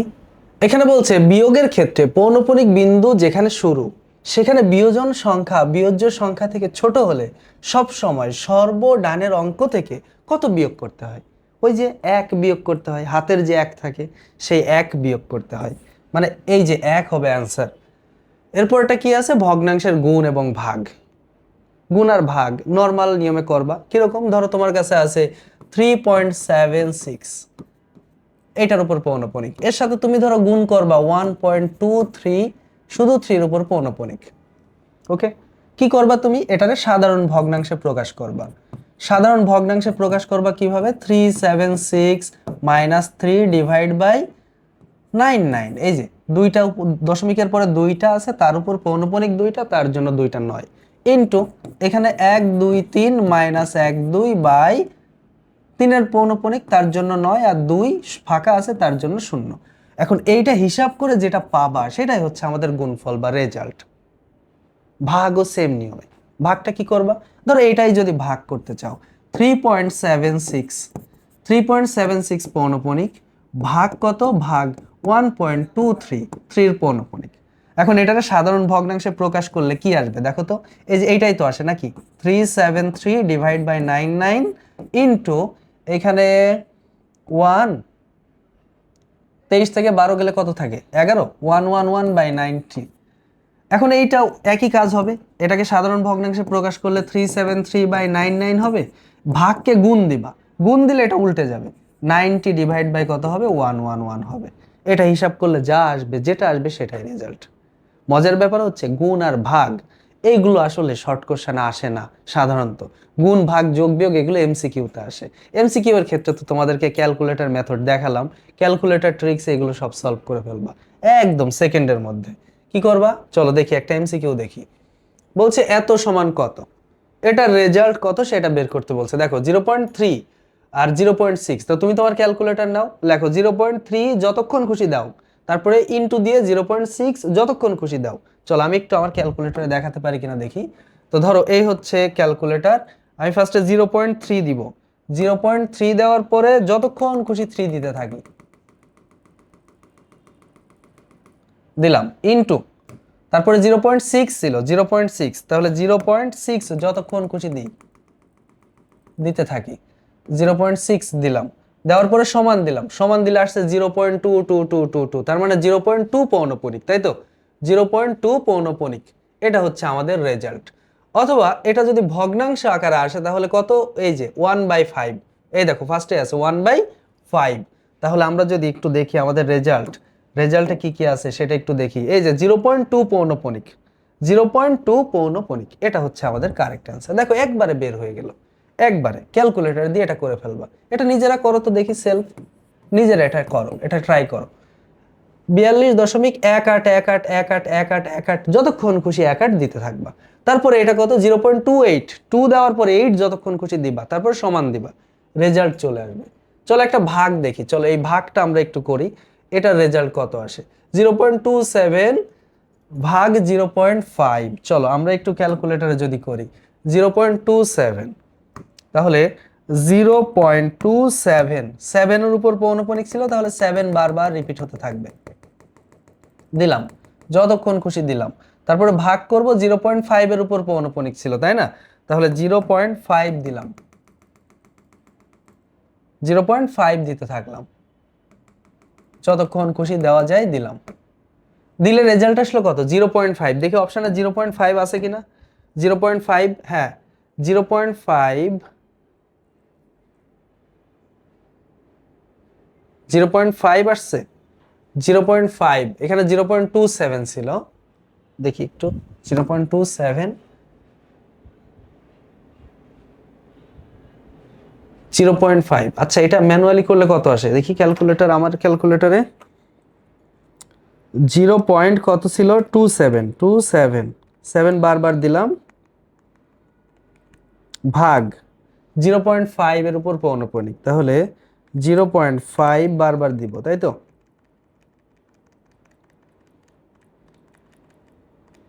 দেওয়ার পরে সমান দিলাম, এটার মান 1/2, 1/2 মানে 0.5। হ্যাঁ 0.5 তো অপশনে নাই মনে হচ্ছে, আছে কি? ও আছে তো, 0.50 আছে, সরি দেখি নাই, খেয়াল করি নাই। 0.50 এটা হচ্ছে আমাদের কারেক্ট অ্যান্সার, বুঝছো? তাহলে এই তো সিস্টেম। এখন এইখানে আসলাম, এতক্ষণ পরে আমাদের মেন পার্টে চলে আসলাম। এইখানে যে স্লাইডটা তোমরা দেখতে পাচ্ছ, এই স্লাইডে আমি যে টাইপ ওয়াইজ ম্যাথগুলো রেখেছি, অন্তত এই কয়টা ম্যাথ করলেই তোমার এই চ্যাপ্টারটা ক্যাপচার। এতক্ষণ হালকা পাতলা বেসিক দেখালাম, যে বেসিকগুলো তোমরা অনেকেই পারতা। তো আমি এখন যেটা দেখাবো সেটা হচ্ছে মেন ম্যাথ। এখানে যতগুলো ম্যাথ আছে সবগুলো আমি একটু সলভ করে দিব। এখানে 9টা ম্যাথ আছে একটা টাইপে। কেউ যদি এই 9টা ম্যাথ করতে পারো বা এই টাইপটা কমপ্লিট করতে পারো, তাহলে তোমার এই চ্যাপ্টার কমপ্লিট। ওকে, চলো শুরু করি। প্রথম যেটা, উদ্দীপক তো দেখতেই পাচ্ছ। উদ্দীপক বলছে দৃশ্যকল্প 1 এবং দৃশ্যকল্প 2 আছে। প্রথম যে অঙ্কটা সেটা হচ্ছে দৃশ্যকল্প একের আলোকে বলছে দৃশ্যকল্প 1-এ প্রদত্ত 3টি আবৃত্ত দশমিক ভগ্নাংশকে সদৃশ আবৃত্ত দশমিক ভগ্নাংশে প্রকাশ করে যোগ করো। শিখে আসছি না অলরেডি, আমরা বেসিকে শিখে আসছি না অলরেডি? তো আমি আর এটা এখন এখানে করে দিচ্ছি না। এটা কি করব, বেসিকে আমরা শিখেছি, বেসিক, ঠিক আছে? বেসিকে আমরা এটা করে আসছি। ওইখানে কিভাবে সদৃশ আবৃত্ত দশমিক ভগ্নাংশ করতে হয়, কিভাবে সেখান থেকে যোগ করতে হয়, এটা আমরা শিখেছি। তাহলে এটা তুমি কি করবা, নিজে করবা, সেলফ, নিজে একটু প্র্যাকটিস করো এটা। ওকে, এগুলো তুমি পারবা, নো ইস্যু। আমরা এটা বেসিকের সময় ওই সময় ভালো করে আলোচনা করলাম। চলো এর পরেরটা দেখি, নেক্সটটা দেখি। এরপরে যেটা বলছে সেটা হচ্ছে এই প্রশ্নটা দৃশ্যকল্প 1-এর আলোকে বলছে দৃশ্যকল্প 1-এ এম এর 3 দশমিক স্থান পর্যন্ত বর্গমূল নির্ণয় করে 2 দশমিক স্থান পর্যন্ত আসন্ন মান নির্ণয় করো। তাহলে এম সমান কি আছে দেখো তো, একটু তাকাও তো। এম সমান আছে 1.34 পৌনঃপুনিক। এই জিনিসটা তোমরা ক্লাস 7-এ করেছো। মনে করে দেখো, ক্লাস 7-এ ভাগ প্রক্রিয়ায় বর্গমূল নামে একটা জিনিস ছিল। তো ভাগ প্রক্রিয়ায় বর্গমূল করার ওই পদ্ধতিটা এখানে মূলত আবার নতুন করে আলোচনা করতে হবে। ঠিক আছে, তো চলো আমরা একটু এটা দেখি। তাহলে আমরা দৃশ্যকল্প 1-এর আলোকে কি পাচ্ছি, আমরা এটার সলিউশন শুরু করলাম। হ্যাঁ, আমরা সলিউশনটা শুরু করলাম। কি দেওয়া আছে, এম সমান দেওয়া আছে, এম সমান কত দেওয়া আছে, দেওয়া আছে এম সমান কি দেওয়া আছে 1.34 শুধু 4 এর উপর পৌনঃপুনিক। তার মানে চাইলে এটাকে আমরা লিখতে পারি 1.34444444 dot dot dot dot dot চলতেই থাকবে। একটু তাকিয়ে দেখো তো, কয় দশমিক স্থান পর্যন্ত নির্ণয় করতে বলছে? 3 দশমিক স্থান পর্যন্ত। 3 দশমিক স্থান পর্যন্ত বর্গমূল নির্ণয় করে 2 দশমিক স্থান পর্যন্ত আসন্ন মান নির্ণয় করতে হবে। তো আমরা আগে 3 দশমিক স্থান পর্যন্ত নির্ণয় করব। 3 দশমিক স্থান পর্যন্ত বর্গমূল নির্ণয় করার একটা পদ্ধতি হচ্ছে দশমিকের পরে, দেখো 3 দশমিক স্থান বলছে না, তাই দশমিকের পরে 3 দুগুণ 6টা ডিজিট রাখবো। 4 দশমিক বললে দশমিকের পরে 4 দুগুণ 8টা ডিজিট রাখবো। 5 দশমিক স্থান পর্যন্ত বললে দশমিকের পরে 5 দুগুণ 10টা ডিজিট রাখবো। যেহেতু এখানে 3 দশমিক স্থান পর্যন্ত বলছে, তাহলে দশমিকের পরে আমাকে 6টা রাখতে হবে। তার মানে 6টা ডিজিট যদি রাখি 2 4 6, তাহলে এইটুকু আমরা এখন লিখব।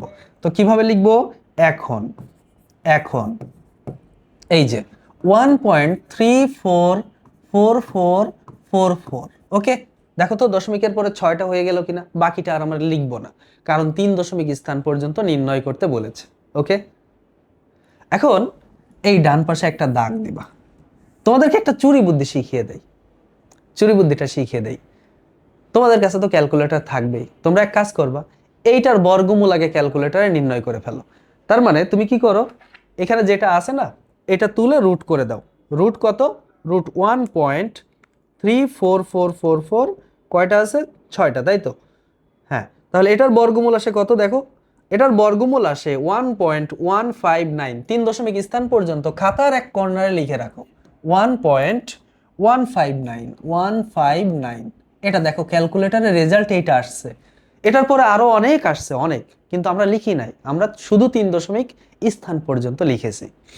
ওকে, তাহলে ওইটা যে লিখে রাখলাম ওইটা ওইখানে পড়ে থাক, ওটা জাস্ট আমার বোঝার জন্য বা তোমার বোঝার জন্য, ওইটা যেন টিচার না বুঝে, পরে মুছে দিও। এখন কি করবা, ওইখানে যে 1 আছে না, 1, সেই 1 লিখবা এখানে। ওকে, 1-এর বর্গ করলে কত হয়, 1-এর স্কোয়ার করলে কত হয়, 1 হয়, সেই 1 লিখবা এখানে, নিচে দাগ দিবা। বিয়োগ করলে 0 হয়, 0 লেখা লাগে না দশমিকের পরে। ও আচ্ছা, একটা কথা বলতে ভুলে গেছি, বর্গমূল নির্ণয়ের সময় তুমি দশমিকের পর থেকে এরকম জোড়া বাঁধবা, এরকম জোড়া বাঁধবা।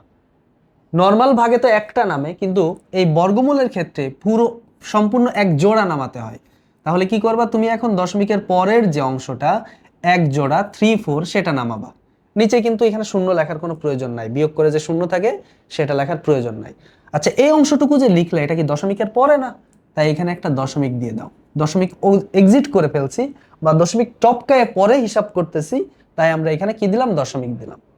ওকে, এবার এখানে দাগ দিবা। এখানে একের দ্বিগুণ কত হয়? 2 হয়, লিখলা 2। ওকে, এবার এইখানে কত দিবা? এই যে 3 দিবা, 3। এই যে দিলা এখানে 3, আর এইখানেও দিবা 3। সরি 3 তো না, 5, 5 ভুল লিখছি, ওইটা দেখবো, তাই তো? তাহলে এখানে কত দিবা? 5 দিবা। এইখানে কত দিবা? সরি 1 দিবা, 1 1 দিবা। এখানেও কত দিবা? 1 দিবা। আচ্ছা, একটু ফাম্বল হয়েছে, একটু আবার রিপিট করি। হ্যাঁ, আবার রিপিট করি। দেখো তুমি কি করলা, এটা লিখছো, তারপরে জোড়া বাঁধছো। জোড়া বাঁধার পরে কি করলা? জোড়া বাঁধার পরে কি করলা? ওই যে এখানে কত ছিল? 1 ছিল না? 1, সেই 1 লিখলা। 1 1 লেখার পরে এখানে 1-এর বর্গ করলে 1 হয়, সেটা লিখলা 1। বিয়োগ করলে 0 হয়, লেখা লাগলো না। দশমিক পার করে ফেলছি পরে, তাই দশমিক দিলাম। এবার 3 4 এক জোড়া নামালাম। নামানোর পরে বাম পাশে দাগ দিলাম। 1-এর দ্বিগুণ কত হয়? 2 হয়, 2 লিখলাম। এখন 2-এর পরেও 2-এর পরে একটা ডিজিট লিখতে হবে, সেই ডিজিটটা এইখানেও লিখতে হবে।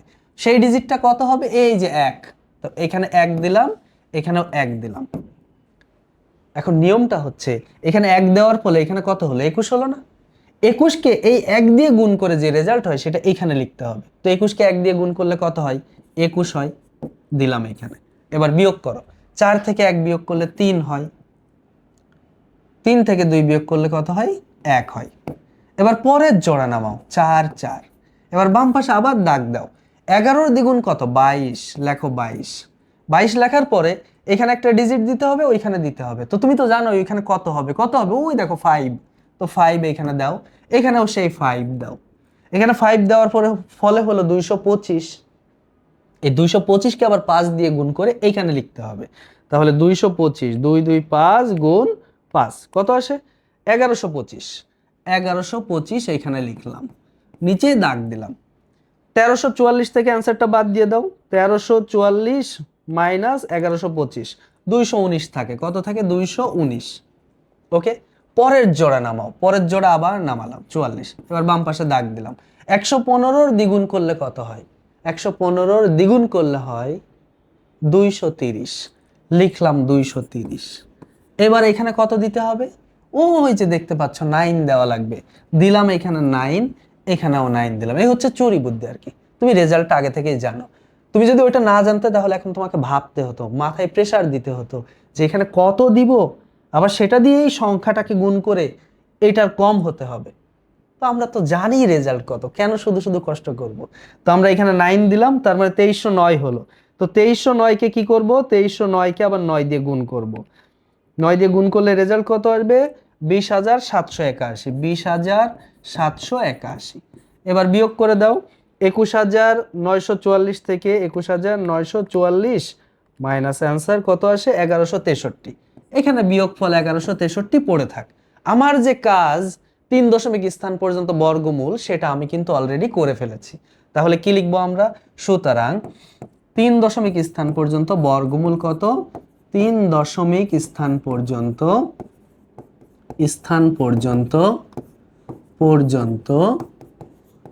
বর্গমূলটা কত? বর্গমূল হচ্ছে 1.159। 1.159। আচ্ছা, এবার 2 দশমিক স্থান পর্যন্ত আসন্ন মানটা কত হবে? 2 দশমিক স্থান পর্যন্ত আসন্ন মান নির্ণয়ের ক্ষেত্রে ওই যে ওই পাশে 9-কে দেখবো। 9, এই যে লাস্টের ডিজিট 9 আছে, তো এটা 5 বা 5-এর বেশি হলে আগে এটার সাথে 1 যোগ করে দিতে হয়। তাহলে 1.16 হবে, তাই না? তাহলে সুতরাং 2 দশমিক স্থান পর্যন্ত 2 দশমিক স্থান পর্যন্ত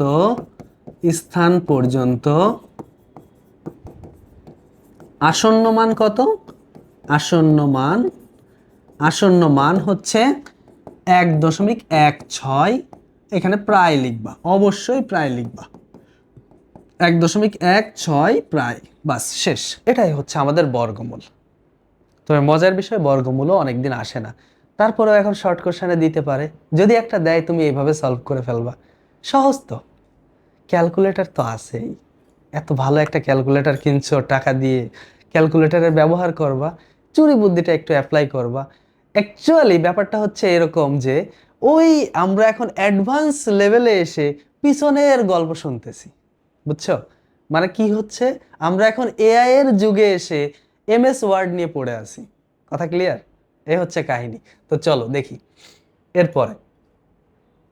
এরপরে বলছে দৃশ্যকল্প 2 থেকে দেখাও যে প্রদত্ত 4টি ক্রমিক স্বাভাবিক সংখ্যার গুণফল এর সাথে 1 যোগ করলে যোগফল একটি পূর্ণবর্গ সংখ্যা হবে।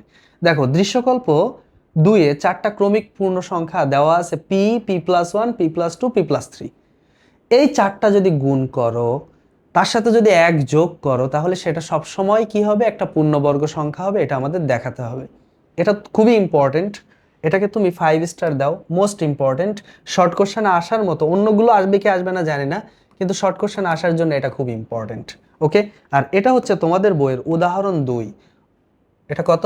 এটা হচ্ছে উদাহরণ 2। উদাহরণ 2, উদাহরণ 2। ওকে, আচ্ছা এটা আমরা একটু সলভ করব। আমরা একটু এটা সলভ করার ট্রাই করি, চলো। তাহলে ক্রমিক পূর্ণ সংখ্যা 4টি কি কি দেওয়া আছে? P, p+1, p+2, p+3। তাহলে দেওয়া আছে 4টি ক্রমিক পূর্ণ সংখ্যা। ক্রমিক পূর্ণ সংখ্যা কি কি? p, p+1, p+2, p+3। এই হচ্ছে 4টা ক্রমিক পূর্ণ সংখ্যা। এখন এখন p ইন্টু 4টা গুণ করবো আর কি, p into p+1 into p+2 into p+3। এই 4টা গুণ করব, তার সাথে আবার 1 যোগ করব। যোগ করে যে রেজাল্টটা হবে সেটা পূর্ণবর্গ সংখ্যা কিনা সেটা আমাদের দেখাতে হবে। তো চলো দেখি, ট্রাই করে দেখি। আমরা এক টেকনিক অ্যাপ্লাই করি। আমরা p+1 আর p+2 একসাথে লিখি, আর p এর সাথে p+3 লিখি। তাহলে আমাদের একটা সুবিধা হবে। কি সুবিধা হবে একটু পরে বুঝতে পারবা। তো p এর সাথে নিয়ে আসলাম p+3, আর বাকি থাকলো কে কে? বাকি থাকলো হচ্ছে p এর সাথে p+3 নিলে বাকি থাকলো কে কে? p+1 আর p+2, p+2 আর p+1। তো p+1 ইন্টু p+2।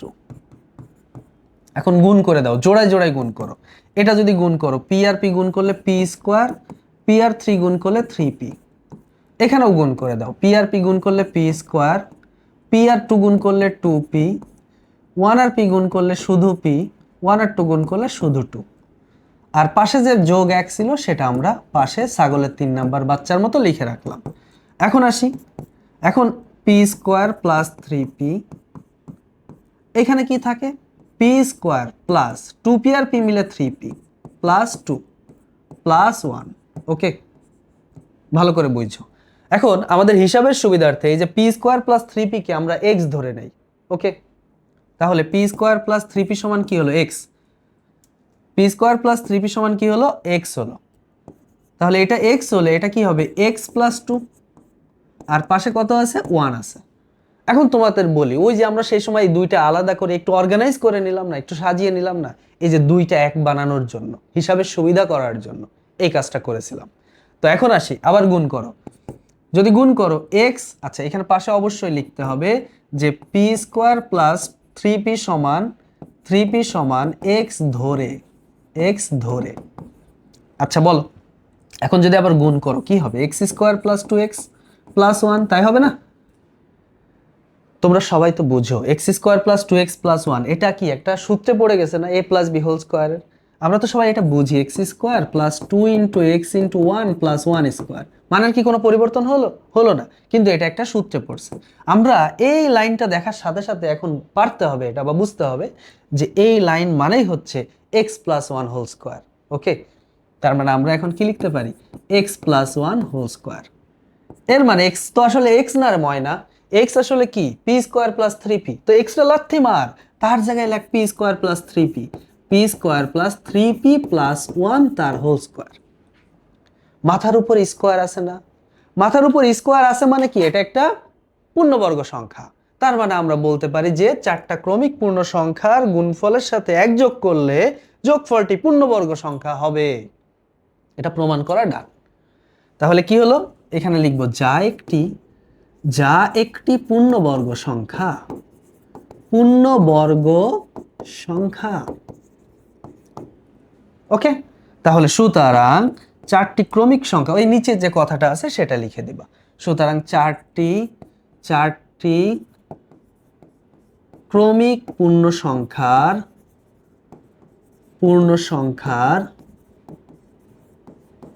গুণফলের সাথে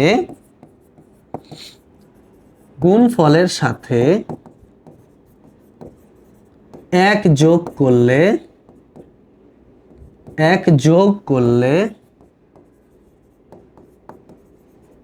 তা একটি পূর্ণবর্গ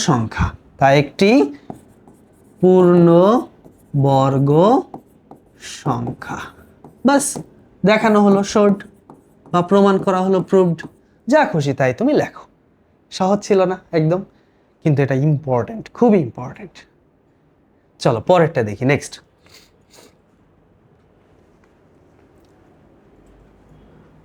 বলছে যে দৃশ্যকল্প 2 থেকে দেখাও যে n স্কোয়ার একটি বিজোড় সংখ্যা। n স্কোয়ার মানে কি, n সমান কি দেওয়া আছে দেখো তো, একটু তাকাও। n সমান কি দেওয়া আছে, উদ্দীপকটা একটু দেখো 2। এই দেখো n সমান দেওয়া আছে 2x - 1। n সমান কি দেওয়া আছে, n সমান দেওয়া আছে 2x - 1, যেখানে x belongs to n। Okay, n মানে কিন্তু এই যে বড় n মানে কিন্তু স্বাভাবিক সংখ্যা।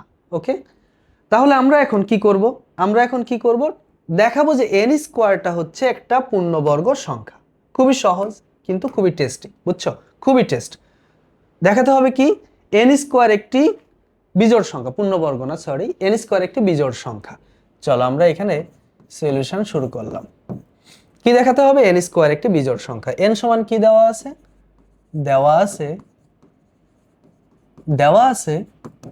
n সমান কি আছে, 2x - 1, যেখানে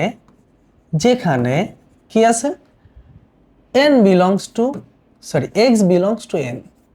belongs to natural number n। ওকে, আচ্ছা এখন কি করব, n স্কোয়ার বের করব। এখন n স্কোয়ার মানে কি, 2x - 1 তার হোল স্কোয়ার। এখন সূত্রে ফেলে দাও, 2x এর whole square minus 2 into 2x into 1 plus 1 এর হোল স্কোয়ার। 2x এর হোল স্কোয়ার করলে কি হবে, 4x square minus 4x plus 1। এখন এই দুটা থেকে কি 4x কমন যায়, হ্যাঁ যায়। 4x কমন গেলে থাকবে কি, 4x কমন গেলে থাকে কি, 4x না, তুমি 2x কমন নাও। এটা দুইভাবেই দেখানো যায়। আমি 2x কমন নিলাম বা শুধু 2 কমন নিলাম, x ও কমন নিলাম না, শুধু 2 কমন নিলাম। আচ্ছা 4x ই কমন নাও, নো ইস্যু, 4x কমন নাও। 4x কমন নিলে কি হবে, এখানে x মাইনাস 1, তাই তো, প্লাস 1। ওকে, তোমরা কি জানো জোড় সংখ্যা কাকে বলে? যে সকল সংখ্যাকে 2 দ্বারা ভাগ করা যায় তাকে জোড় সংখ্যা বলে।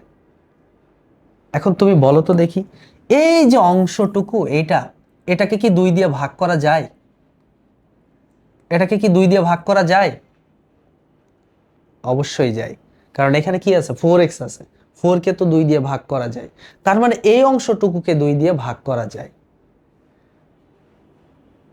তার মানে এই অংশটাকে যদি 2 দিয়ে ভাগ করা যায় তাহলে এটা কি হলো, জোড় সংখ্যা। এবার জোড় সংখ্যার সাথে এক যোগ করো বা বিয়োগ করো, সেটা কি হয়, বিজোড় সংখ্যা। যেমন 8 - 1 বা 8 + 1 কি হবে, বিজোড় সংখ্যা হবে। 6 + 1 বিজোড় সংখ্যা, 4 + 1 বিজোড় সংখ্যা।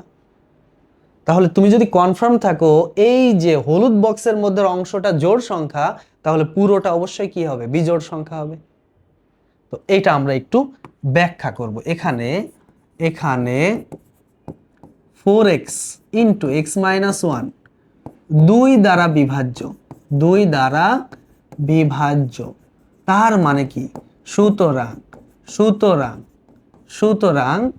4x into x minus one জোড় সংখ্যা, যেহেতু 2 দ্বারা বিভাজ্য তাই এটা কি সংখ্যা? জোড় সংখ্যা। তাহলে কি হবে? সুতরাং 4x into x minus one plus one অবশ্যই কি সংখ্যা? অবশ্যই বিজোড় সংখ্যা, অবশ্যই বিজোড় সংখ্যা। তার মানে আমরা এখন কি বলতে পারি? সুতরাং n স্কয়ার একটি বিজোড় সংখ্যা, n স্কয়ার একটি বিজোড় সংখ্যা। আশা করি বুঝতে পারছো, আশা করি পারবা এটা।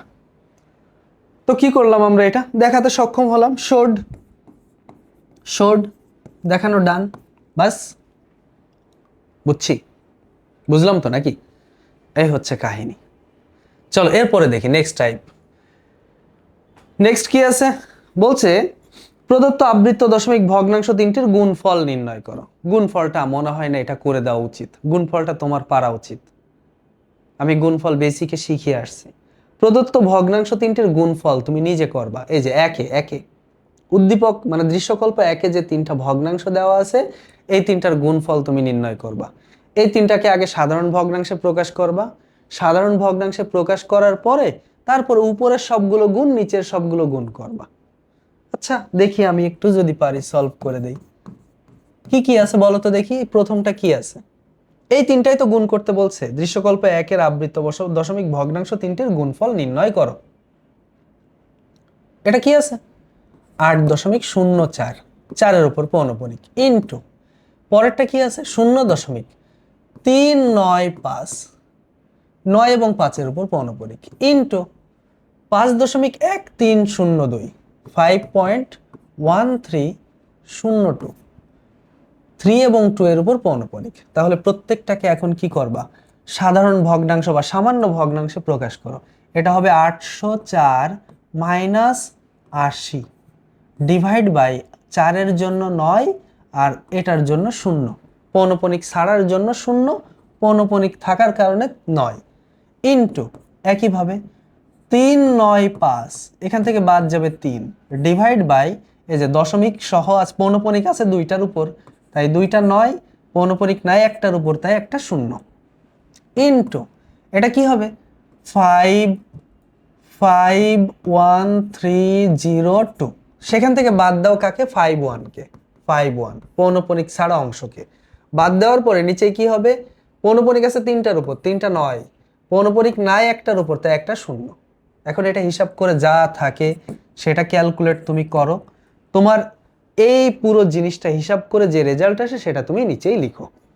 ওকে, এখন তুমি ওই যে উপর থেকে বাদ দাও, এইটা হিসাব করো, এটা হিসাব করো, তারপরে উপরের সব কটা গুণ করবা, নিচের সব কটা গুণ করবা, তারপরে রেজাল্ট বের করবা। ওকে, সমান দিবা, যেটা আসবে সেটাই রেজাল্ট। আশা করি তুমি পারবা এটা। বাকিটা তুমি নিজে করো, নিজে করো। গুণ ভাগ সরল এগুলো তুমি পারবা। চলো এরপরে দেখি নেক্সট। এরপরে যেটা আছে সেটা হচ্ছে দৃশ্যকল্প 1 থেকে x ভাগ a plus y into b এর মান নির্ণয় করো। দৃশ্যকল্প 1-এ দেখো x দেওয়া আছে, y দেওয়া আছে, a দেওয়া আছে, b দেওয়া আছে। তার মানে আমাদের এখন কি করতে হবে? লিখতে হবে। দেওয়া আছে কি? আমরা একটু লিখি। দেওয়া আছে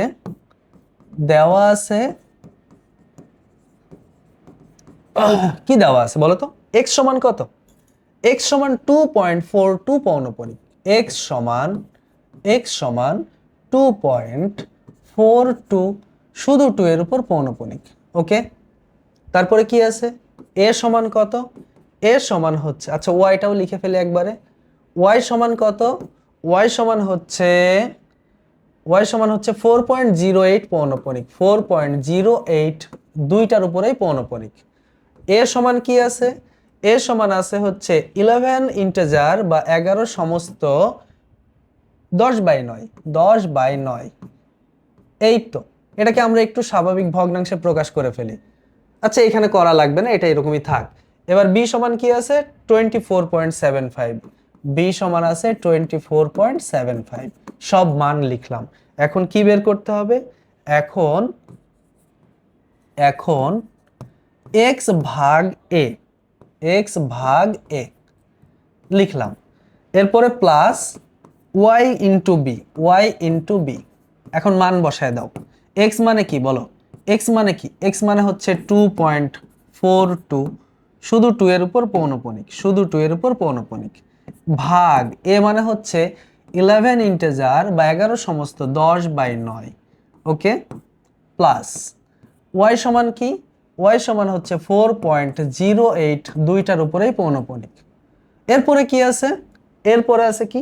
এরপরে হচ্ছে বি। তাহলে এটা কি করব? গুণ করব। তাহলে গুণ বি হচ্ছে কত? 24.75। এখানে কিন্তু কোনো পৌনঃপুনিক নাই। আচ্ছা, এখন এটাকে সাধারণ ভগ্নাংশে প্রকাশ করো।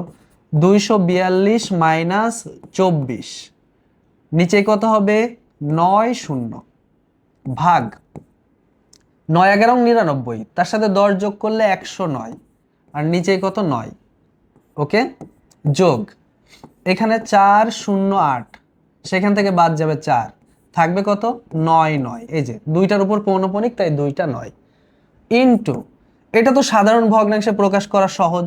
2 4 7 5, দশমিকের জন্য 1 আর দশমিকের পরে দুইটা ডিজিট আছে, তাই দুইটা শূন্য, নর্মাল নিয়ম।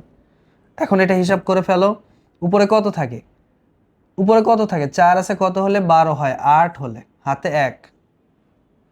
2 আর 1 3 আছে, কত হলে 4 হয়? 1 হলে, হাতে কিছুই না, একটা 2, নিচে কত? 9 ভাগকে গুণ বানায় দাও, গুণ দিয়ে উপরে 9 দাও আর নিচে 109 দাও, ওকে, যোগ এখানে কত থাকে? 404 ডিভাইড বাই 99 ইন্টু 2475 ভাগ 100।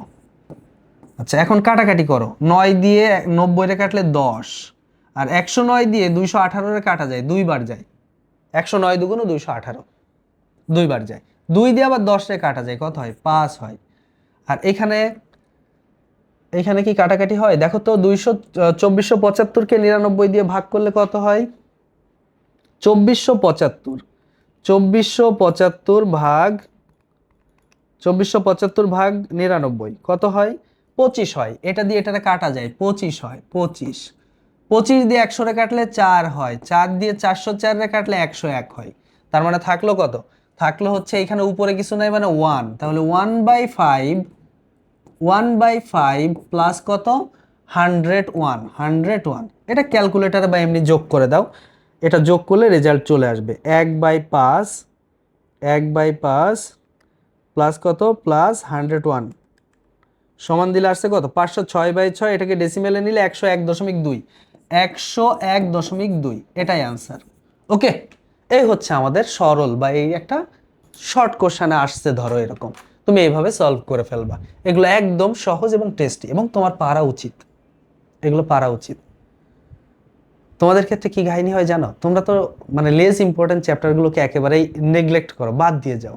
শর্ট কোশ্চেনে যেয়ে দেখো এই চ্যাপ্টার থেকে 2টা, ওই চ্যাপ্টার থেকে 2টা, ওই চ্যাপ্টার থেকে 2টা, এরকম করতে করতে অনেকগুলো বাদ দিয়ে তুমি আসলে তোমার যে 10টা 15টার মধ্যে 10টা অ্যান্সার করতে হবে, সেই 10টাই খুঁজে পাও না। দেখো তুমি 5-6টা পারতেছো আর বাকিটা পারো না। এইগুলো, এই জন্য এই চ্যাপ্টারগুলোতেও গুরুত্ব দিতে হবে। আর এটা শিখতে সর্বোচ্চ তোমার 2 ঘন্টা সময় দেওয়া লাগবে। কথা কি বুঝছো? এই চ্যাপ্টারগুলো, এরকম লেস ইম্পর্টেন্ট কিছু চ্যাপ্টার আছে যেগুলোর পিছে তোমাকে সর্বোচ্চ 2 ঘন্টা করে সময় দেওয়া লাগবে। তাহলে তুমি পূর্ণাঙ্গ একটা দক্ষতা অর্জন করবা। এবং মজার ব্যাপার, তুমি যখন এইগুলো পারবা, তোমার কনফিডেন্স লেভেল একদম পিকে চলে যাবে, এরকম হয়ে যাবে। তোমার কনফিডেন্সের লেভেলের গ্রাফ হয়ে যাবে এরকম। কথা ক্লিয়ার? তখন তোমার মনের মধ্যে ভালো লাগবে, ঠিক আছে? তখন তোমার মনের মধ্যে শান্তি লাগতে শুরু করবে। তোমার গ্রাফটা বাঁকা হবে না, এরকম উপরে উঠতে থাকবে, ঠিক আছে? খাড়া উপরের দিকে যেতে থাকবে। চলো এরপরে দেখি। এরপরে বলছে, দৃশ্যকল্প 2 থেকে পি এবং p+1 সংখ্যা দুটিকে 2 দিয়ে গুণ করে দেখাও যে গুণফল 8 দ্বারা বিভাজ্য। পি এবং p+1 এই দুইটাকেই কি করব? 2 দ্বারা গুণ করব।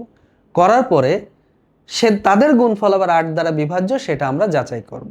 তাহলে এখন চলো শুরু করি সলিউশন। পি এবং p+1 কে 2 দ্বারা গুণ করে পাই পি এবং p+1 কে 2 দ্বারা গুণ করে পাই। এটা কিন্তু তোমাদের বইয়ে আছে। কি পাই 2p আর 2p প্লাস আচ্ছা 2 ইন্টু p প্লাস 1 লিখি, কোনো সমস্যা নেই। এখন এদের গুণফল 8 দ্বারা বিভাজ্য কিনা সেটা যাচাই করতে হবে। এখন 2p into 2p into into 2 into p plus 1, এটা গুণ করলাম, গুণ করলে কত হলো 4p ইন্টু p প্লাস 1। এখন দেখো এটা তো দেখে মনে হচ্ছে না এটা 8 দ্বারা বিভাজ্য, তবে এখন খেয়াল করো p সমান আমরা 2 কে ধরে নেই, p সমান কি ধরলাম 2 কে, তাহলে তাই যদি হয় 4 ইন্টু আচ্ছা p সমান 2 কে 3 কে 5 কে 6 কে যা খুশি ধরতে পারো, শুধু 1 কে ধরে লাভ নাই, কারণ 1 কে ধরলে তো আবার এখানে 4 ই থেকে যাবে। তো আমরা এমন কিছু ধরবো যেন 8 আনতে পারি আমরা, তাই আমরা 2 ধরতেছি, কোনো সমস্যা নাই। তাহলে p এর পরিবর্তে 2 কে লিখলাম, 2 কে প্লাস 1 পাশে লিখে দিবা যে p সমান 2 কে ধরে, 2 কে ধরে, কেউ চাইলে 3 কে ধরতে পারো, কেউ চাইলে 4 কে ধরতে পারো। ওকে,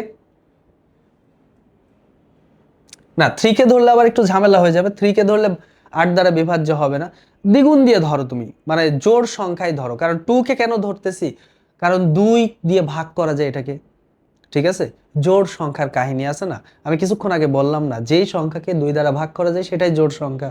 তোমাদের বইয়ে এই প্রশ্নটা এইভাবে আছে, দেখাও যে দুটি ক্রমিক জোড় সংখ্যার গুণফল একটি গুণফলকে 8 দ্বারা ভাগ করা যায় বা 8 দ্বারা নিঃশেষে বিভাজ্য। দেখাও যে দুটি ক্রমিক জোড় সংখ্যার গুণফল সর্বদা 8 দ্বারা নিঃশেষে বিভাজ্য। সেম প্রশ্ন, একই কথা, একই প্রশ্ন।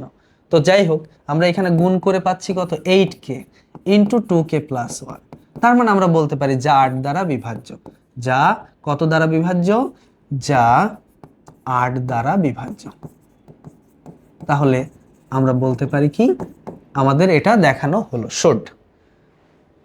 তার মানে আমরা বলতে পারি যে দুইটা ক্রমিক জোড় সংখ্যার গুণফল 8 দ্বারা বিভাজ্য।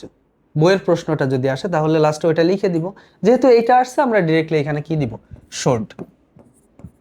এখানে কিন্তু ওই কথাটা বলে নাই যে দুইটা ক্রমিক জোড় সংখ্যার গুণফল 8 দ্বারা বিভাজ্য, এখানে বলেছে যে এইটা একটা প্রশ্ন, ওইটাকে একটু ঘুরায় পেঁচায় লিখছে। তো আমরা এই জন্য ওই কথাটা আর লিখছি না, আমরা জাস্ট দেখাই দিলাম যে এটা 8 দ্বারা বিভাজ্য। সিম্পল, বুঝছি না, সহজ তো। চলো এরপরে দেখি নেক্সট। এরপরে কি আছে, এরপরে বলছে মোস্ট ইম্পর্টেন্ট আর একটা জিনিস, সেটা হচ্ছে √3 √5 √7 এগুলো একটি অম্লজ সংখ্যা প্রমাণ করতে হবে। ঠিক আছে, এটা তো তোমাদের বইয়ে আছে এবং এটা মোস্ট ইম্পর্টেন্ট। এটা কিভাবে তুমি দেখাবা যে এটা একটা অম্লজ সংখ্যা প্রমাণ করবা, এটা একটু কন্ট্রাডিকশন মেথডে চলে যাব। আমরা ধরে নিব যে এটা মূলদ সংখ্যা, অম্লজ সংখ্যা নয়, বরং এটা কি মূলদ সংখ্যা। আগে আমরা এই √n সমান কি সেটা একটু দেখি, যেখানে n এর মানটা আবার বলে দিয়েছে x সমান কত 3, তাহলে আমরা একটু লিখি, দেওয়া আছে n সমান কত, n সমান হচ্ছে 2x - 1, 2x - 1, এটা হলো n এর মান, এই যে n। ওকে, n সমান 2x - 1, আবার এখানে x এর মান কত বলে দিয়েছে, x এর মান 3 বলে দিয়েছে। তাহলে সুতরাং আচ্ছা, এবং x সমান কত 3, সুতরাং n সমান কত হবে, n সমান 2 × 3 - 1 মানে 6 - 1 মানে কত 5। ওকে, ঠিক আছে, তাহলে n এর মান কত পাইলাম, n এর মান পাইলাম 5। তার মানে আমাদের এখন দেখাইতে হবে কি, আমাদের এখন দেখাতে হবে √5 একটি অমূলদ সংখ্যা। কি দেখাতে হবে, √5 একটি অমূলদ সংখ্যা, এটা আমাদেরকে শো করতে হবে। তাহলে সুতরাং প্রমাণ করতে হবে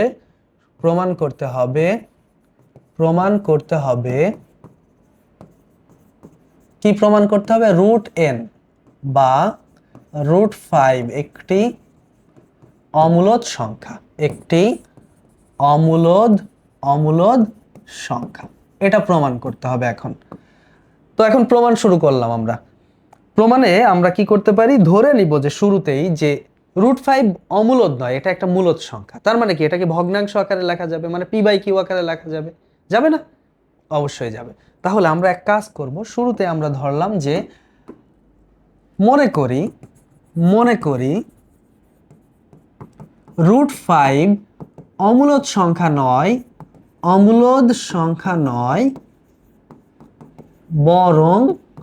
বরং মূলদ সংখ্যা। বরং কি মূলদ সংখ্যা। ওকে, অমূলদ সংখ্যা না, বরং এটার আমরা কি ধরে নিলাম, অমূলদ সংখ্যা না ধরে আমরা এটারে কি ধরে নিলাম, মূলদ সংখ্যা ধরে নিলাম। তাহলে যদি এটা মূলদ সংখ্যা হয়, সুতরাং আমরা কি লিখতে পারি না, সুতরাং √5 সমান p/q। মূলদ সংখ্যাকে তো ভগ্নাংশ আকারে লেখাই যায়, তবে কন্ডিশন হচ্ছে p এবং q পরস্পর সহমৌলিক। p এবং q বা p, q পরস্পর সহমৌলিক। এখন এই সহমৌলিক নিয়ে আবার তোমাদের অনেক ঝামেলা আছে, তোমরা অনেকেই জানো না সহমৌলিক জিনিসটা কি। আচ্ছা, আরেকটা কথা হচ্ছে কিউ কখনো একের সমান না, কিউ একের সমান না। আচ্ছা, সহমৌলিক মানে কি? দুইটা সংখ্যার মধ্যে যদি কোনো কমন গুণনীয়ক না থাকে তাদেরকে সহমৌলিক বলে। যেমন ধরো 22/15, 22 আর 15 কাটাকাটি করা যায়? যায় না। এদের মধ্যে কোনো সাধারণ গুণনীয়ক নাই। কিন্তু 5 আর 10 বা 5 এবং 20 বা 5 এবং 25 এরা কিন্তু সহমৌলিক না, কারণ এদেরকে কাটাকাটি করা যায়। তার মানে p/q এমন একটা ভগ্নাংশ যারা কাটাকাটি করা যাবে না। যেমন 2/3, 4/7, 11/19, এই ধরনের, মানে এদের কাটাকাটি করা যাবে না। পি আর কিউ পরস্পর কি সহমৌলিক। এক বাদে এই দুইটার মধ্যে, মানে পি আর কিউ এর মধ্যে এক বাদে কোনো সাধারণ গুণনীয়ক নেই। ওকে, তাহলে এখন বোথ সাইডে বর্গ করলাম, বা এটা কত হবে, 5 হবে, আর ওটা কি হবে p²/q²। পাশে লিখলাম বর্গ করে, এটা না লিখলে আবার স্যার কষ্ট পাইতে পারে। হ্যাঁ, বর্গ করে। ওকে, এখন আসি, এখন এই যে q² মানে কি, q × q না, তো ওইখান থেকে একটা কিউ বাম পাশে নিয়ে আসো, ওইখানে তো ভাগ আছে, বাম পাশে এসে কি হবে, গুণ হবে। তাহলে এখানে কি হবে 5q, এটার সমান ডান পাশে থাকবে p²/q, কারণ q² ছিল, একটা কিউ এখানে নিয়ে গেছে, একটা লাইন শর্ট করছি, অর্থাৎ একটা লাইন এরকম হতো q × q। আচ্ছা, করি এক লাইন বেশিই করি, বা 5 সমান এটা, বা এবার ওই যে এখান থেকে একটা কিউ এই পাশে নিয়ে আসলাম, 5q সমান কি হলো p²/q। এখন তুমি বলো, এই যে বাম পাশের যে 5q, এই বাম পাশের 5q এটা কি স্পষ্টত একটা পূর্ণ সংখ্যা, আর ডান পাশে যেটা এটা অবশ্যই একটা কি ভগ্নাংশ। এটা অবশ্যই একটা কি সংখ্যা, এটা অবশ্যই একটা কি সংখ্যা, ভগ্নাংশ সংখ্যা। এটা অবশ্যই একটা কি হলো, ভগ্নাংশ। একটা পূর্ণ সংখ্যা কি একটা ভগ্নাংশের সমান হতে পারে? এটা সম্ভব? এটা কি পসিবল? এটা তো টোটালি অপসিবল। তাহলে এই কথাটাই আমরা লিখব যে এখানে এখানে স্পষ্টত যে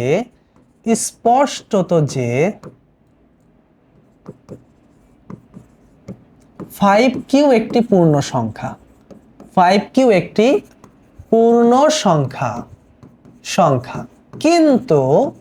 কিন্তু এই পাশে যেটা আছে p²/q, p²/q একটি ভগ্নাংশ, একটি কি ভগ্নাংশ। কারণটা কি? কারণ এই যে এইটা, কারণ এই যে পি আর কিউ পরস্পর সহমৌলিক, আর কিউ এর মান তো 1 না, যে কিউ এর মান যদি 1 হতো ডান পাশেরটা পূর্ণ সংখ্যা বলা যেত, নিচে ভগ্নাংশের হরে 1 থাকলে সেটা পূর্ণ সংখ্যা হয়ে যায়। তো কিউ এর মান তো 1 না, তার মানে এরা দুইটা সমান কি হওয়া সম্ভব? একটা পূর্ণ সংখ্যা কি একটা ভগ্নাংশের সমান হতে পারে? হতে পারে না, যা অসম্ভব, যা। আচ্ছা, এখানে স্পষ্টত 5q একটি পূর্ণ সংখ্যা, কিন্তু p²/q একটি ভগ্নাংশ, অর্থাৎ তারা পরস্পর সমান হওয়া অসম্ভব। অর্থাৎ 5q এবং p²/q, 5q এবং p²/q পরস্পর সমান হওয়া অসম্ভব, পরস্পর সমান হওয়া অসম্ভব, এটা সম্ভব হতে পারে না।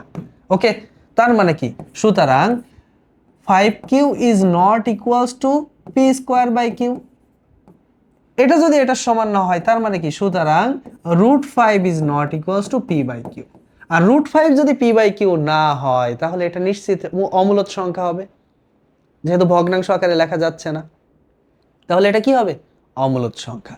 সুতরাং √5 একটি অমূলদ সংখ্যা।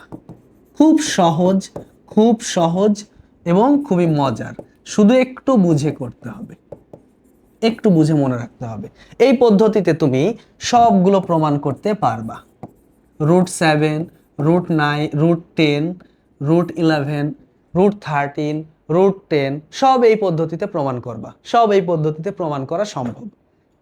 আচ্ছা, এখানে একটা কথা বলে রাখা উচিত, একটা লাইন উপরে লিখতে হয় কিরকম, যে √5 এর আগে এবং পরে দুইটাই পূর্ণ সংখ্যা, ক্রমিক পূর্ণ সংখ্যা। যেমন √5 এর মান কত?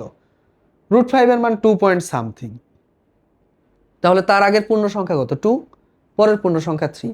তার মানে √5টা 2 এবং 3 এর মাঝখানের পূর্ণ, মানে 2 এবং 3 এর মাঝখানে অবস্থিত। √5টা 2 আর 3 এর মাঝে আছে। তার মানে √5 এর মান অবশ্যই একটা কি সংখ্যা? ভগ্নাংশ। এটা কোনো পূর্ণ সংখ্যা না। ওকে, এটা একটু দেখাই দেওয়া উচিত বা দেখাই দিলে ভালো, কিন্তু ইদানিংকালের বই বা বর্তমান সময়ের বইগুলোতে এটা দেখানো লাগে না বা দেখাই নাই কেউ, বলে এটা আননেসেসারি। আগের বইগুলোতে এটা ছিল, এটা দেখাই দিত যে √5টা আসলে দুইটা ক্রমিক পূর্ণ সংখ্যার মধ্যের দশমিক বা ভগ্নাংশ সংখ্যা। ওকে, তো যাই হোক, আশা করি এটা পারবা। খুবই ইম্পর্টেন্ট ছিল, মোস্ট ইম্পর্টেন্ট ছিল। চলো এর পরেরটা একটু দেখি, আমরা শেষের দিকে চলে আসছি। এখানে দৃশ্যকল্প 2 থেকে দেখাও যে বিজোড় সংখ্যা n এর বর্গকে 8 দ্বারা ভাগ করলে প্রতি ক্ষেত্রে ভাগশেষ কি থাকবে? 1 থাকবে। খুবই সহজ, চলো একটু দেখি এটার সলিউশন কি হবে। n সমান কি দেওয়া আছে? n সমান কি দেওয়া আছে আগে সেটা একটু লিখি। এই যে n সমান 2x - 1, তাহলে দেওয়া আছে n সমান কত? 2x - 1। তাহলে বলছে বিজোড় সংখ্যার বর্গকে, এই যে বলছে কি, যে বিজোড় সংখ্যা n এর বর্গকে, 2x কিন্তু জোড় সংখ্যা, তার থেকে 1 বিয়োগ করলে কিন্তু বিজোড় সংখ্যা হয়। তো এটা একটা বিজোড় সংখ্যা, তো এর বর্গকে 8 দ্বারা ভাগ করলে প্রতি ক্ষেত্রে ভাগশেষ 1 থাকবে, সেটা আমাদের দেখাতে হবে। তাহলে এই যে জিনিসটা, এটার বর্গ করতে হবে। এখন n স্কয়ার সমান 2x - 1 তার হোল স্কয়ার, সূত্রে ফেলে দাও, 4x স্কয়ার। আচ্ছা, 2x এর হোল স্কয়ার -2 × 2x × 1 + 1 এর স্কয়ার। তার মানে এখানে থাকলো 4x স্কয়ার -4x + 1। এখান থেকে তুমি 4x কমন নাও, 4x যদি কমন নাও থাকবে কি? x - 1 + 1। ওকে ওকে, ঠিক আছে। এখন ওই যে x এর পরিবর্তে আমরা এখন কি করতে পারি? 2 কে ধরতে পারি। তাহলে x সমান যদি 2 কে ধরি কি হবে? 4 × 2k, 2k - 1 + 1। পাশে লিখবো কি? x সমান 2k ধরে। তার মানে এটা কত হবে? 8k × 2k - 1 + 1। এখন এখানে একটু তাকাও, এই যে অংশটুকু আমরা দেখতে পাচ্ছি, এই অংশটুকু তো 8 দ্বারা বিভাজ্য। তার মানে পুরোটাকে যদি 8 দিয়ে ভাগ করতে যাও, তাহলে ওই যে +1 আছে এটা অবশিষ্ট থেকে যাবে। এটুকুই আমাদের প্রমাণ, এটাই দেখাতে হবে। তাহলে আমরা কথাটা কি লিখবো? এখানে স্পষ্টত বা এখানে দেখা যাচ্ছে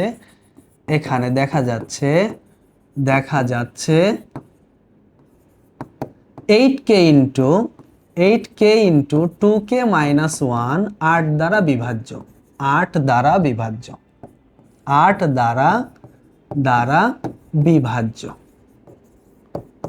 বিভাজ্য। তাহলে সুতরাং কি হবে? সুতরাং 8k × 2k - 1 + 1k 8 দ্বারা ভাগ করলে, এতকে 8 দ্বারা ভাগ করলে কত ভাগশেষ থাকবে? ভাগ করলে প্রতি ক্ষেত্রে 1 ভাগশেষ থাকবে। প্রতি ক্ষেত্রে 1, এই যে +1 আছে এটা ভাগশেষ থেকে যাবে, 1 ভাগশেষ থাকবে। বাস, শেষ, দেখানো হলো, শর্ট। বা এবার তুমি লিখতে পারো, সুতরাং n স্কয়ার বা n এর বর্গকে 8 দ্বারা ভাগ করলে প্রতি ক্ষেত্রে 1 ভাগশেষ থাকবে। সুতরাং n এর বর্গকে 8 দ্বারা ভাগ করলে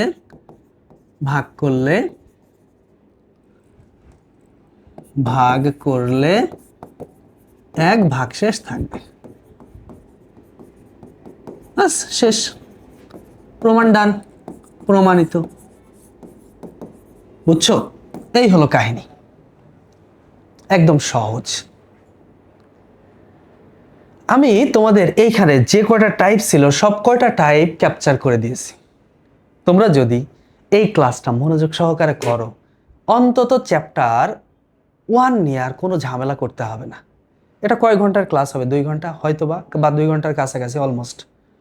এই ক্লাসটুকু তুমি করো, তাহলে তোমার চ্যাপ্টার 1 এর সব ঝামেলা শেষ, একদম A to Z বেসিক সহ যত টাইপ আসতে পারে, যত টাইপের ম্যাথ আছে সব আমি এখানে করে দিয়েছি। এর মাধ্যমে তোমাদের সামনে আমি একটা মানে সুখবর উন্মোচন করতে চাই, সেটা হচ্ছে তোমাদের সাথে আমার জেনারেল ম্যাথের যে 17টা চ্যাপ্টার আছে, ঠিক সেম ওয়েতে, সিমিলার ওয়েতে 17টা চ্যাপ্টারের 17টা ভিডিও তোমাদের সামনে বা 17টা ক্লাস তোমাদের সামনে যাবে। তোমরা 17টা চ্যাপ্টার ভালো করে আমার সাথে করো, তাহলে তোমাদের জন্য অন্তত যারা এসএসসি 27 আছো তাদের জন্য একটা টেস্ট প্রিপারেশন হয়ে যাবে আমার সাথে। যারা এসএসসি 28 আছো তাদের প্রত্যেক চ্যাপ্টার ওয়াইজ একটা বেসিক ধারণা তৈরি হবে, তুমি তোমার নিজের পারফরমেন্সটাকে শো করতে পারবা। ওকে, তাহলে তুমি একটা ভালো, তোমার নিজের জন্য একটা ভালো সুযোগ পাচ্ছ। That's a opportunity. এই ক্লাসগুলো তোমরা এসএসসি 27, 28, 29 যারা আছে সবাই দেখতে পারবা। 29 এখনো আসে নাই যদিও। তো যাই হোক, তোমরা এটাকে দেখতে পারবা। সর্বোপরি তোমাদেরকে একটা রিকোয়েস্ট করব, সেটা হচ্ছে সালমান খানের একটা মুভির কথা আমার মনে পড়লো। সালমান খান একটা মেবি যাই হো মুভিতে বলছে যে স্রেফ 3 লোগোं को मदद करना, মানে শুধু 3 জনকে সাহায্য করো। তুমি যদি 3 জনকে সাহায্য করো বা কি বলো 3 জনকে তুমি যদি হেল্প করো, সেই 3 জন যদি আরো 3 জনকে হেল্প করে, প্রত্যেকে যদি আরো 3 জনকে হেল্প করে, সেই 3 জন আবার যদি প্রত্যেকে আরো 3 জনকে হেল্প করে, তাহলে এই হেল্পটা পুরো বা এই মাদতটা পুরো পৃথিবীতে ছড়িয়ে পড়বে। ঠিক তেমনই আমি তোমাদেরকে রিকোয়েস্ট করতে চাই যে যে আমার এই ক্লাসটা করে যদি তোমার বিন্দুমাত্র উপকার হয় বা কিছুটা উপকার হয়, একটু উপকার হয়, তাহলে তুমি আরো 3 জনকে উপকার করো এই ক্লাসটা সাজেস্ট করে। তুমি যে 3 জনকে সাজেস্ট করবা তাদেরকে বলবা তোমরাও প্রত্যেকে আরো 3 জনকে সাজেস্ট করো ক্লাসটা করার জন্য। তাহলে এইভাবে আমরা সামগ্রিকভাবে সবাই উপকৃত হব। তোমরা তোমাদের বন্ধুদেরকে ক্লাসটা দেখার জন্য সাজেস্ট করবা, তোমার বন্ধুরা আবার তাদেরকে সাজেস্ট করবে, এরকম করতে করতে এটা এক্সপ্রেস হবে। তো সবাই ভালো থাকো, সুস্থ থাকো। আসসালামু আলাইকুম।